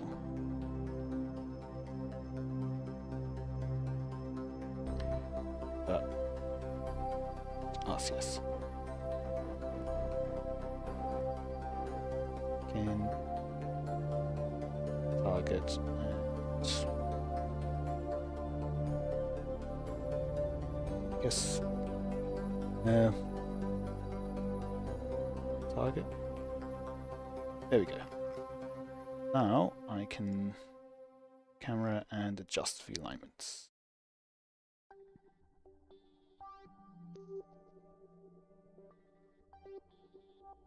Shot slightly. That looks to be aligned. There we go. That's why I flipped it 180 degrees.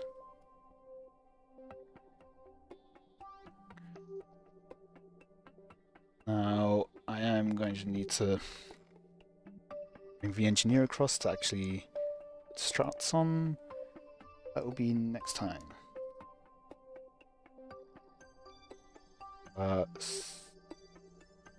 Ooh. How am I going to adjust? Because monopropellants are not balanced now. Oh.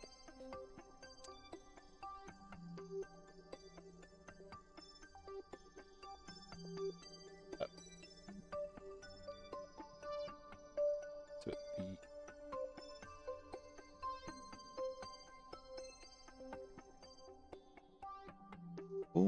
the that's now balanced. Okay. Fine. Liquid fuel though. More difficult.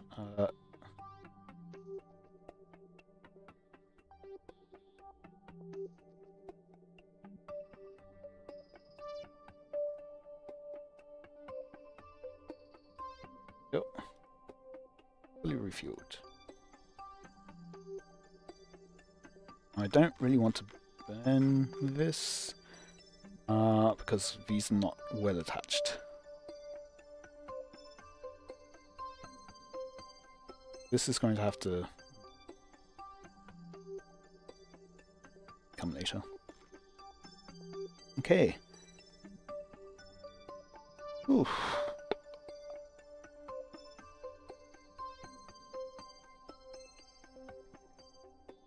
Give it the hab module. Let's give a quick recap of what's left. So on the Eve station we've attached both of the tugs, but we need to move this, which is the Gilly expansion, over. Also got the crew return vessel. Because yeah, I'll be leaving the Eve station empty. I'll be creating an empty station if it ever gets used at some future point. I don't need any ISRU on Eve because I've got it on Gilly all set up. Yeah.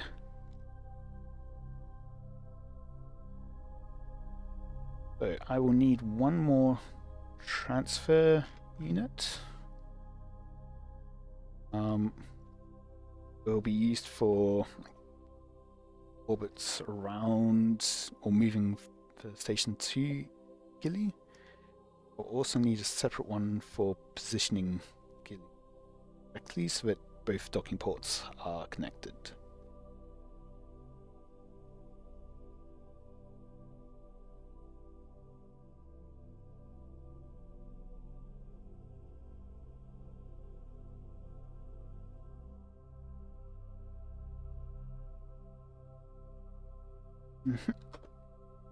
That will be next time, which might be tomorrow.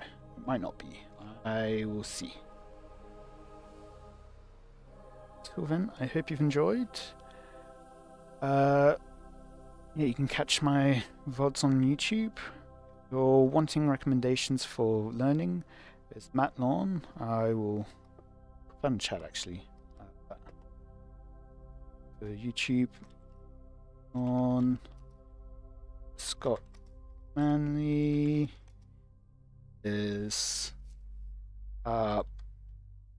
Mike Aben, I think it is, who does a lot more of the math side of things. All the equations don't need let's hope Mike Aben.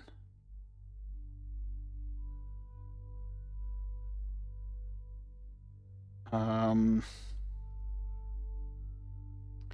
yeah, there's other KSP creators that will help you learn. And if you're wanting to see some of the ridiculous stuff, there's Danny2462.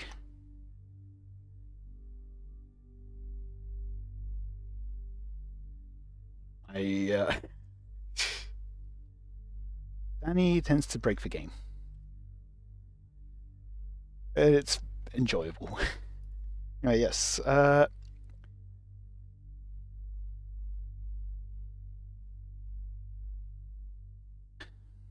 You should probably be getting sleep. It's midnight for me, so I'll say good night here.